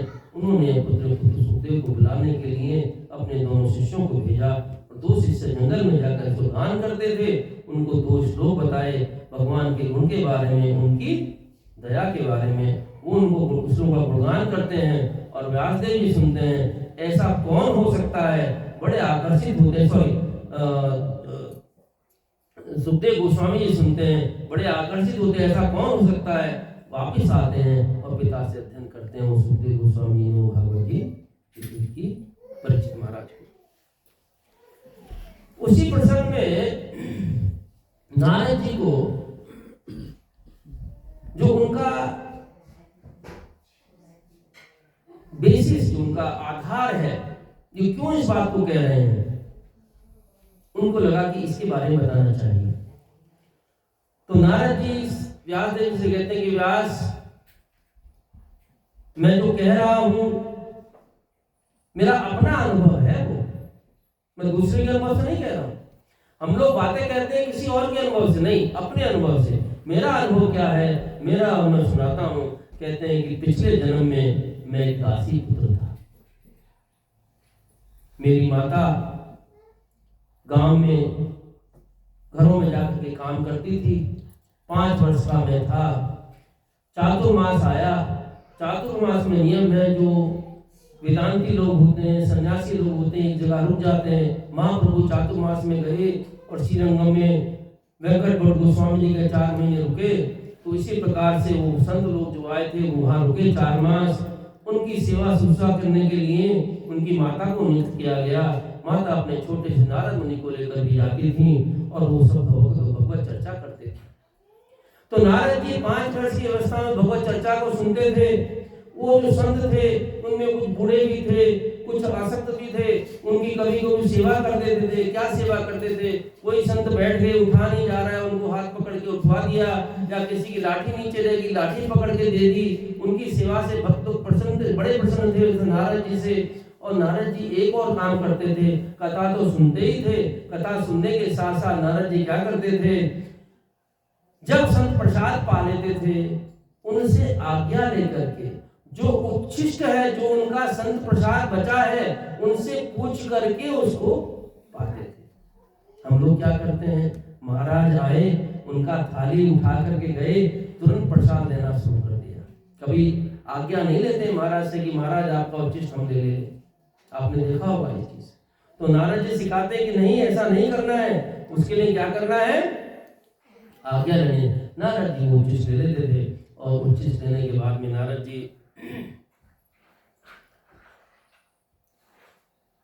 4 महीने बीत गए, संत वापस जाने लगे, संत चले गए, लेकिन भगवान की कृपा नारद जी के ऊपर हुई। श्रवन्ति गायन्ति, सुना भी। अब गाने का समय आया। उनकी माता को एक समय संध्या समय सर्प ने डस लिया, माता की मृत्यु हो गई। अब अकेले 5 वर्ष का बालक रह गया। संसारी बालक होगा तो रोना धुना मचाएगा, मेरी सहायता करो। नारद जी ने भगवत कृपा मानी उसको, और उसको मान करके उत्तर दिशा में चल दिए। अनेक जंगलों पर्वतों सबको पार करते करते उत्तर दिशा में वो गए।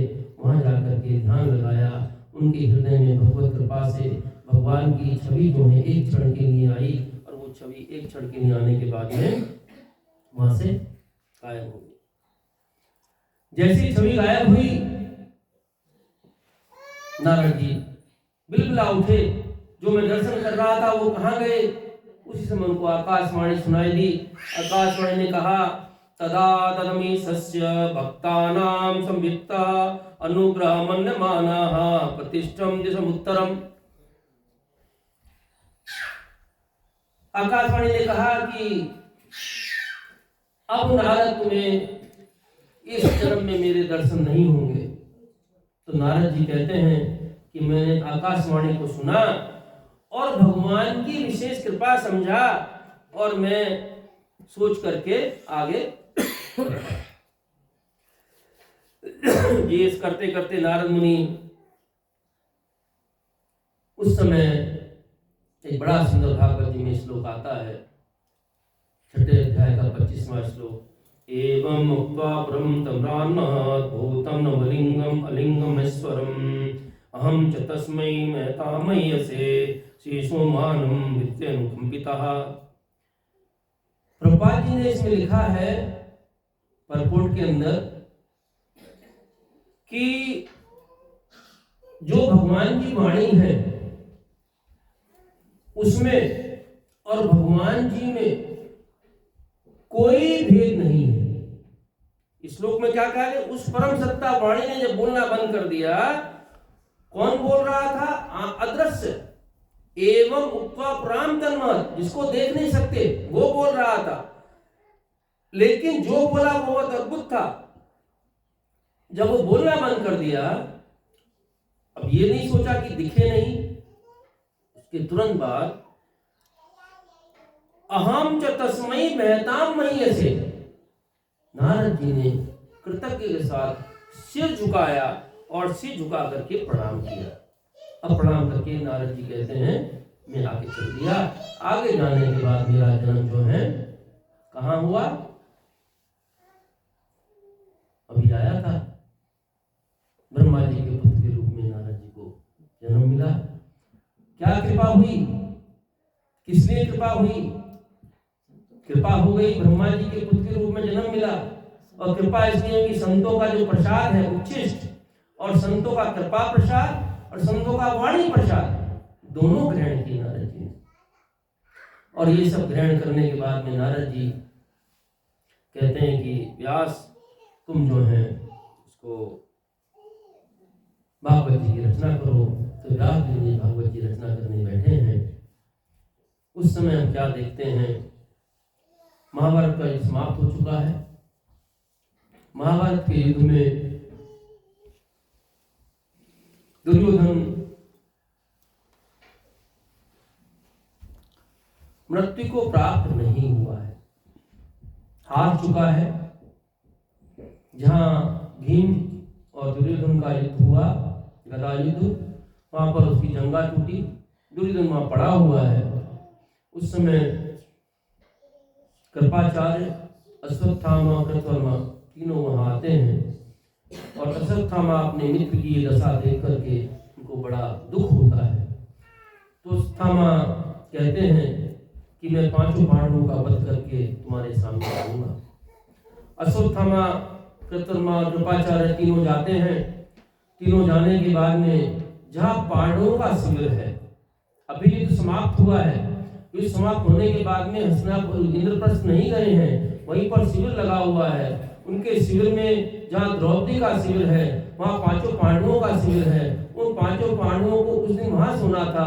भगवान कहते हैं युधिष्ठिर, भीम, नकुल, सहदेव, अर्जुन आज यहाँ नहीं सो मेरे साथ जो गंगा किनारे टहलने चलते हैं। भगवान को लेकर के चले जाते हैं। द्रौपदी के जो 5 पुत्र हैं वो 5 पुत्र पांडवों की जगह वहां पर सोए हुए हैं। कृपाचार्य, अश्वत्थामा, कृतवर्मा आते हैं, बड़ा भीषण युद्ध करते हैं। युद्ध नहीं, संहार करते हैं। जितने छोटे मोटे थोड़े बहुत सैनिक थे उनका वध करके एक ही बाण से अश्वत्थामा 5 पांडवों को समझ के 5 पुत्रों का मस्तक काट करके 5 मस्तक लेकर के दुर्योधन को देता है और दुर्योधन से कहता है मित्र अब तुम प्रसन्न हो जाओ, मैं 5 पांडवों का सर लेकर के आया हूँ। दुर्योधन अंधेरे के समय में दोनों सरों 5 सरों को अपने हाथ में लेता है, टटोलता है उनको, तो बड़ा खुश होता है। थोड़ा सा बाद में बड़ा दुख होता है, कहता अरे मित्र तुमने क्या किया, हमारा वंश समाप्त कर दिया। ये 5 तो पांडवों के पुत्र हैं, पांडवों के सब नहीं है। उस समय दुर्योधन की मृत्यु हो जाती है। उसको क्या वरदान था और श्राप था। जब एक ही समय में दुख होगा और एक ही समय में सुख होगा, उस समय तेरी मृत्यु हो गई, उस समय दुर्योधन की मृत्यु हो जाती है। उधर द्रौपदी विलाप कर रही हैं, मेरे पांचों पुत्रों का इस तरीके से वध हो गया। तो उस समय द्रौपदी जो है, अर्जुन आते हैं, कहते हैं पांचाली, जब तक मैं उस ब्राह्मण पुत्र का, ब्राह्मण पुत्र कौन है? अश्वत्थामा, क्यों? दुराचार्य पुत्र है, उसका शीश लेकर के नहीं आता हूं, तुम अभी ठहरो। भगवान से रथ लेकर के चले जाते हैं। जब भगवान लेकर कहते हैं दुराचार्य, अश्वत्थामा देखता है कि अर्जुन गाड़ी पर बाण चला करके उसके पीछे चले आ रहे हैं। अश्वत्थामा जितनी दूर जाता है उनके पीछे पीछे देखता है, वो आ रहे हैं। अश्वत्थामा कोई जगह नहीं मिलती है शरण पाने की। उस समय अश्वत्थामा क्या जानता है?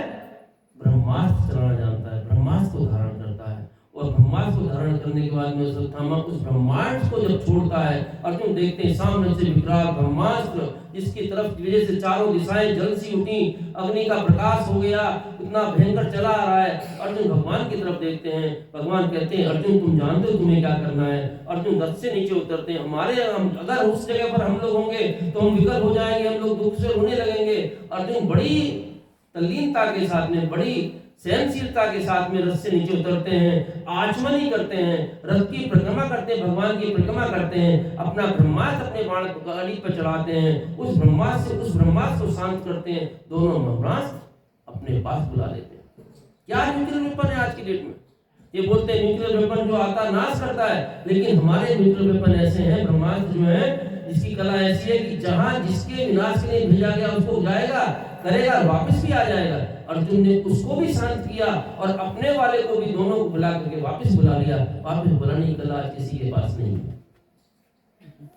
और ब्रह्मास्त्र आने के बाद में अर्जुन जाकर के पकड़ते हैं, रस्सियों से बांध करके अश्वत्थामा को खींचते हुए लेकर के आते हैं। और जब वो खींच करके लेके आते हैं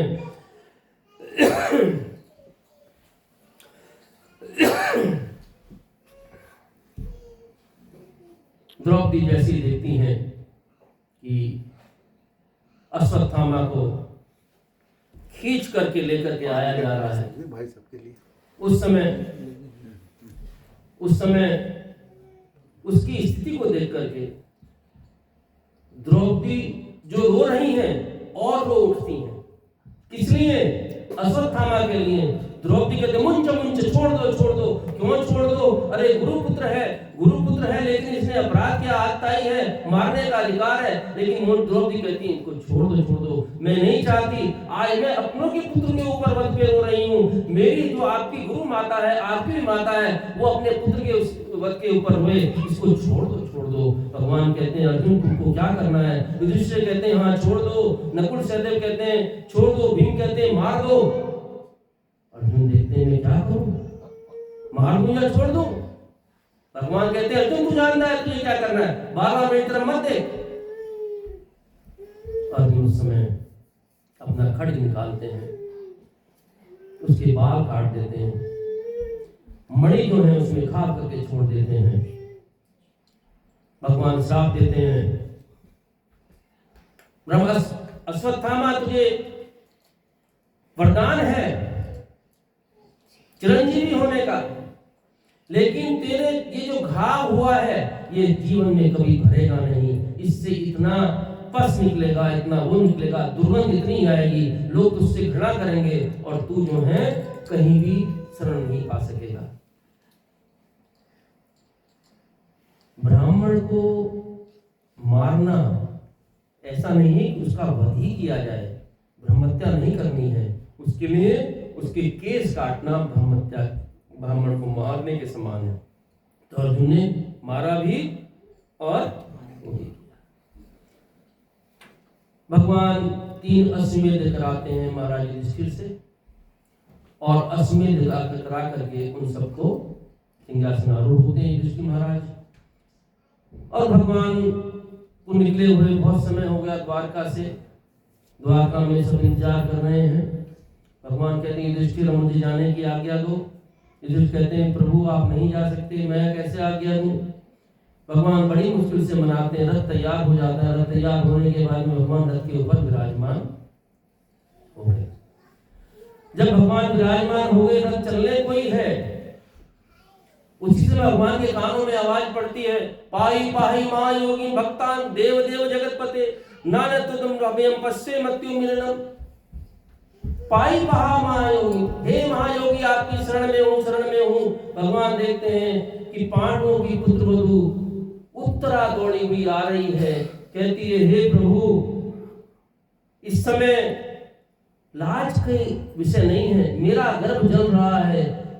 अश्वत्थामा ने इसके बाद भी, देखिए कितना दुष्ट प्रवृत्ति है, उसके बाद भी ब्रह्मास्त्र छोड़ा है। क्या ब्रह्मास्त्र छोड़ा है? वो ब्रह्मास्त्र पांडवों का जो बीज, अभिमन्यु का पुत्र जो उत्तरा के गर्भ में है, उसको नष्ट करने के लिए ब्रह्मास्त्र छोड़ा, मेरा गर्भ जल रहा है। उस समय भगवान सूक्ष्म रूप धर के घर में प्रवेश करते हैं और घर में प्रवेश करके चतुर्भुज रूप में गदा लेकर के उस गर्भ की रक्षा करते हैं। जीव को अपने अमृत में दृष्टि डालते हैं, उनको जीवन देते हैं जीव को। तो परीक्षित नाम क्यों पड़ता है, बाद में आएगा 13वें अध्याय 14वें अध्याय में कि परीक्षित मतलब परीक्षा करना, इंस्पेक्शन करना। तो जब परीक्षित प्रकट होते हैं, मेरे घर में मेरे साथ जो घूम रहा था वो कहाँ है, देखते हैं, नाम पड़ गया परीक्षित। तो वो परीक्षित जो है, भगवान ने गर्भ की रक्षा की, उत्तरा शांत हुई, भगवान रथ पे विराजमान चलने को हुए। बुआ कुंती आ गई। बुआ कुंती कहने लगी, बड़ी सुंदर प्रेयर्स हैं, कुंती प्रेयर्स, समय हमारे पास नहीं है करने का, लेकिन कुंती माता ने क्या कहा। देखिए, जब भक्त भगवान से प्रार्थना करता है, अपना हृदय खोलता है, कुंती माता ने अपना हृदय खोला, याद किया कि कैसे कैसे विषाग्नि से बचाया, अग्नि से बचाया, विष से बचाया, बड़े बड़े जो युद्ध हुए उन सब से बचाया। लेकिन अब आप जा रहे हो, कहते हैं ये पृथ्वी हमारे जीवन में जब आप थे तो वास्तविक सुख था, आप जा रहे हो जिसको आप सुख कहते हो वो सुख नहीं है। वो क्या कहती है,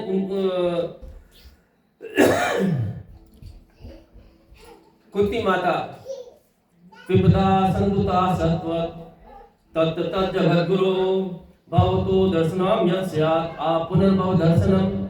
विपदा संतु, हे कृष्णा, हे माधव, मुझे कुछ नहीं चाहिए। आप कहते हो बुआ मांग ले, मैं बुआ क्या मांगू, मुझे तो चाहिए केवल विपदा, मुझे दुख चाहिए।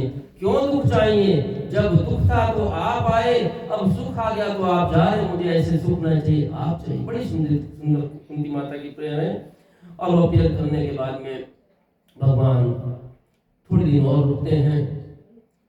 अर्जुन को मोह हुआ युद्ध के पहले, युधिष्ठिर महाराज को मोह हुआ युद्ध के बाद। युधिष्ठिर महाराज सोच रहे हैं कि 64 करोड़ लोग मारे गए, 64 करोड़ महाभारत के युद्ध में, और इतना विनाश हुआ, कुछ ही लोग बचे, कितनी स्त्रियां विधवा हो गई, पिताओं के पुत्र चले गए। कहते हैं कि केवल मेरा राज सिंहासन मुझे दिलाने के लिए ये सब हुआ। युधिष्ठिर महाराज के मन में बड़ा संताप है। सबने समझाया, व्यासदेव ने समझाया, भगवान ने समझाया, उनको संतोष नहीं होता है। लेकिन भगवान की गति बड़ी निराली है। भगवान यशोंकरानी, भगवान यश को देना चाहते हैं। भगवान किसको यश देना चाहते हैं? अपने भक्तों को यश देना चाहते हैं। उनके भक्त हैं कौन? भीष्म पितामह। भीष्म पितामह को यश देना चाहते हैं। भगवान ने कहा कि कोई बात नहीं, युधिष्ठिर तैयारी करो, हम सब जाएंगे, पांचों पांडव जाएंगे, द्रौपदी भी जाएगी, सब लोग जाएंगे। कहाँ जाएंगे? भीष्म पितामह को देखने जाएंगे। जो भीष्म पितामह युद्ध के 10वें दिन बाण सैया पे लेट गए, दक्षिण में सूर्य, उत्तरायण में सूर्य आ रहा है, तब जाने का उनका नियम है, तो उस समय उनको देखने के लिए जाते हैं भीष्म पितामह। क्योंकि भगवान क्या चाहते हैं? जो राज धर्म है उसकी शिक्षा युधिष्ठिर महाराज को भीष्म पितामह के द्वारा मिले। उस राज धर्म की शिक्षा लेने के लिए भीष्म पितामह के बाद भगवान युधिष्ठिर महाराज को लेकर के जाते हैं और वहां जाकर के युधिष्ठिर महाराज के चरणों की तरफ, भीष्म पितामह चरणों की तरफ खड़े होकर के प्रणाम करते हैं। भीष्म पितामह आके बोलते हैं, आओ वासुदेव। एक एक इंच भी जगह बाकी नहीं थी, इस शरीर में बाण नहीं था। कितना कष्ट होगा शरीर में। उसमें आंखें खोल करके कुछ बोलने के लिए सोचते हैं, उनके हृदय से प्रेरणा निकलती है। भीष्म पितामह ने युधिष्ठिर को सारा राजधर्म बता दिया। बड़ा लंबा चौड़ा महाभारत में आख्यान है, उसका हम लोग नहीं जाएंगे चर्चा में। और उसके बाद भीष्म पितामह ने कहा, वासुदेव मेरे सामने, आंखों के सामने दर्शन दो। भगवान वहां जाकर के खड़े हो गए। भीष्म पितामह ने बड़ी सुंदर प्रेयर्स की हैं। और भीष्म स्तुति, देखिए बहुत सारी स्तुति हमारे भागवत जी में है। पहली स्तुति आई कुंती स्तुति, अभी भीष्म पितामह की स्तुति आई है। तो उसमें समय अभाव के जाकर हम उसको प्रणाम करके चलेंगे आगे। और भीष्म पितामह की स्तुति होगी। उसके बाद भीष्म पितामह शरीर छोड़ते हैं। छोड़ने के बाद में भगवान के धाम जाते हैं। और युधिष्ठिर महाराज जितने भी उनके भीष्म पितामह क्रिया वगैरह करके सब इंद्रप्रस्थ में जाते हैं। अब भगवान कहते हैं, अब मुझे द्वारका जाना है। और द्वारका जाने के लिए भगवान प्रारंभ करते हैं, रथ में बैठ जाते हैं। युधिष्ठिर महाराज भगवान के साथ में अर्जुन को, नकुल सहदेव को, सबको पीछे पीछे चलते हैं, जब तक कि रथ की धूल आंखों से ओझल नहीं हो गया। रथ बिल्कुल दौड़ते रहते हैं, देखते रहते हैं। उनके मन में बड़ा विरह है। भगवान चल दिए हैं, गांव-गांव जा रहे हैं, जगह जगह जाते हैं, उनका भगवान का दर्शन, सब लोग दर्शन करने आते हैं। और जब द्वारका में पहुंचते हैं तो बड़ा द्वारका का वर्णन है। और द्वारका का जो वर्णन है वो कैसा है कि द्वारकापुरी में सोने के महल हैं, हीरे मोती जड़े हुए हैं, द्वार द्वार पर कलश रखे हैं, बड़ा सुंदर सात्विक वातावरण है। भगवान का पदार्पण वहाँ होता है। और वो होने के बाद में भगवान द्वारका में प्रवेश करते हैं। और द्वारका प्रवेश के बाद में भगवान जो है जितने द्वारकावासी भगवान से मिलने के लिए आए थे, यथा योग्य जैसे बुजुर्ग आए उनको प्रणाम करते हैं, उनको उनके चरण स्पर्श करते हैं। जो समवयस्क है उनको गले से लगाते हैं, छोटे उनका प्रणाम स्वीकार करते हैं, सबको लेकर के। अब इधर हम देखते हैं हस्तिनापुर में क्या हो रहा है। हस्तिनापुर के अंदर, इंद्रप्रस्थ के अंदर उत्तरा के गर्भ से परीक्षित महाराज का आगमन हुआ। और युधिष्ठिर महाराज ने उस समय ब्राह्मण को बुला करके स्वस्ति वाचन कराया। और ब्राह्मण से पूछा कि भाई जो हमारे परीक्षित हमारे कुल का दीपक है, इसका भविष्य बताइए। तो ब्राह्मण लोग उस समय परीक्षित महाराज के बारे में क्या क्या बताते हैं। दान में महाराज शिवी के समान होगा। ये शिवी कौन है? उसी नरेश शिवी, जिन्होंने अपना मांस काट काट करके रख दिया तराजू के ऊपर। और मनुपुत्र इक्ष्वाकु के समान धर्म प्रजा पालन में होगा। फिर कहते हैं कि ये धनुर्धर में अर्जुन के समान होगा, पालन में भगवान राम के समान होगा। अनेक अनेक प्रकार से उनकी परीक्षित महाराज की चर्चा करते हैं। और उसके बाद महाराज युधिष्ठिर सब ब्राह्मणों को उन यथा योग जितना भी दान धर्म करते हैं उनको दान करते हैं। और परीक्षित महाराज का सिंहासन में बिठाने के बाद में इधर अर्जुन कहाँ गए हुए हैं? अर्जुन गए हैं द्वारका। 4 महीने हो गए, युधिष्ठिर महाराज वेट कर रहे हैं कि अर्जुन अभी तक नहीं आया। भीम से चर्चा करते हैं। भीम से कहते हैं, अरे भीम अभी तक अर्जुन नहीं आया, मैं क्या देख रहा हूँ? जो भी शुभ पशु है मेरे बाईं तरफ से जा रहे हैं, अशुभ पशु मेरे दाएं तरफ से जा रहे हैं। मेरी बाईं आंख पड़क रही है, मेरी बाईं जगह पड़क रही है। देव मंदिर में मूर्तियों के आंखों से आंसू झर रहे हैं, खून झर रहा है। और जो जितने भी अशुभ पशु हैं, सियार मुंह उठा करके चिल्ला रहे हैं, कुत्ता रो रहा है, सारे अपशकुन जितने हो सकते हैं मैं देखो। ऐसा लगता है कि जो भविष्यवाणी हुई थी क्या कि भगवान धाम चले जाएंगे, वो समय आ गया है। समय कितना हो गया? पहला स्कूल पूरा कर लेते 10 मिनट और। तो भगवान जो है ये सारे अपशकुन हो रहे हैं। तो उस समय क्या देखते हैं कि अर्जुन चले आते हैं। जब अर्जुन आते हैं तो अर्जुन आने के बाद में क्या देखा है कि अर्जुन की स्थिति कैसी है कि जैसे उसका सब कुछ छूट गया है। भगवान जाने की आशंका से ऋषि महाराज विकल हो जाते हैं। अर्जुन से पूछते हैं कि अर्जुन, तुम्हारे देखने से ऐसा लगता है कि तुमने सब कुछ खो दिया है। अनेक अनेक बातें उनको कहते हैं। फिर अर्जुन भगवान ऋषि महाराज कहते हैं कि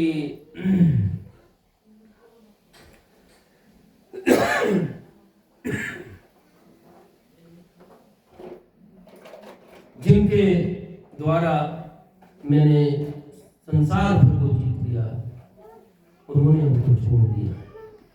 समाचार देते हैं कि भगवान धराधाम से चले गए हैं।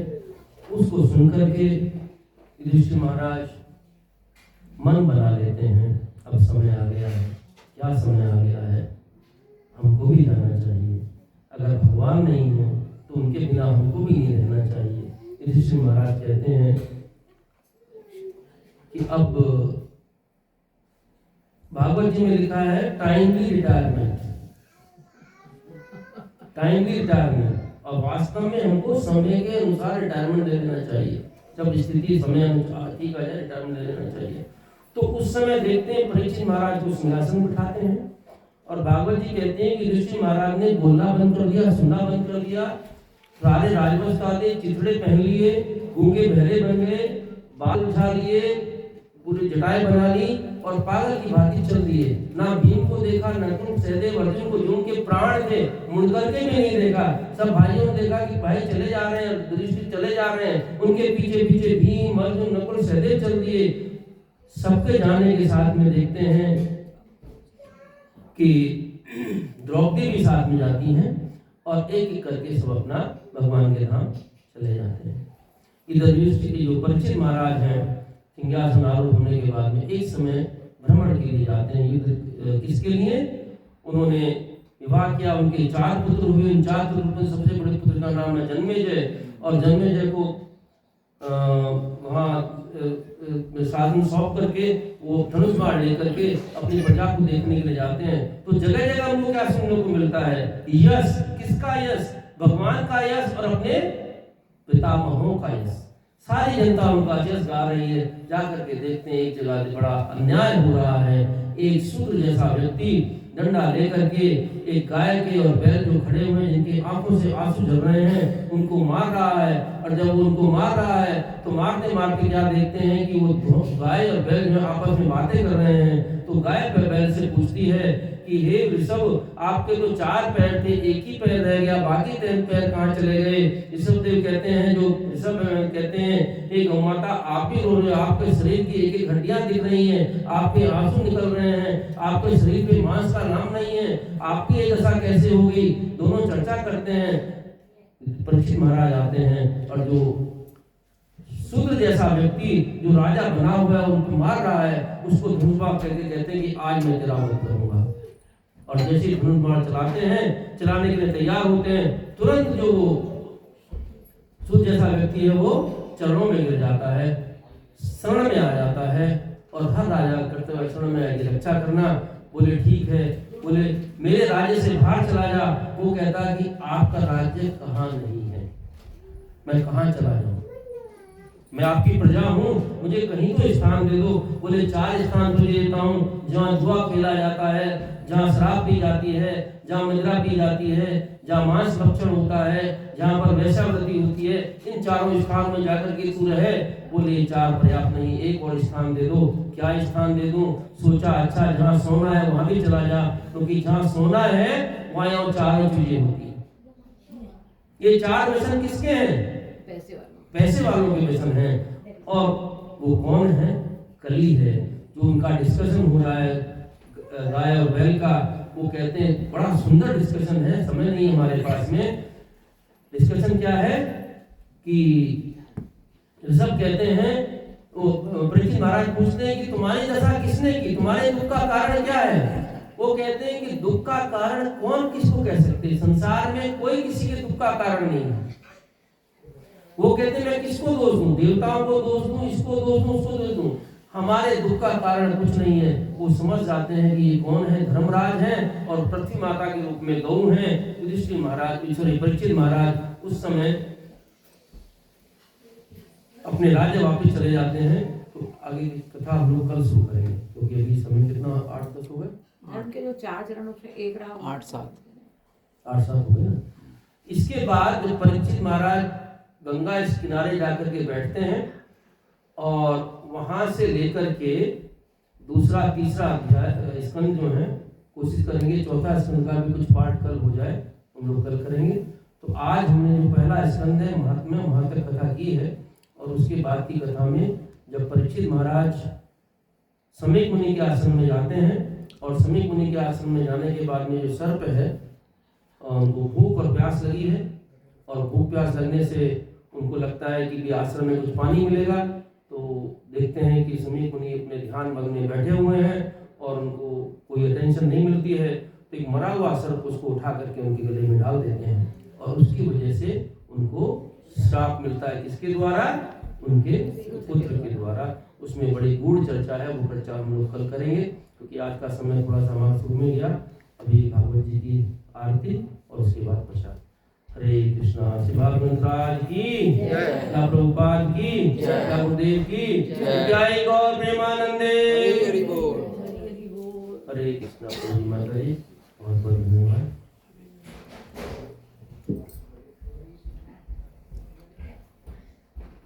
ऋषभदेव के 4 चरण में 3 नहीं थे ना, एक था धर्मराज का। तो आरती आप लोग जब बताएं कैसे करेंगे हम आरती? आरती ऐसा करेंगे, भागवत जी की कृष्णा की एक साथ कर देते भी दिखाएंगे। इनको वहाँ पे विराजना की यहीं पे नहीं, अब ये यहीं रहेंगे, यहाँ से उठेंगे नहीं ये। ओके। इनको हम लोग बंद करेंगे उस हाँ, बंद करेंगे इनको। फ्लावर जरा निकाल लें। नहीं, छोड़ देते, निकाल भी सकते हैं। मैं इनके लिए एक और पढ़ देता हूँ, मुझे पता नहीं था कैसे करना।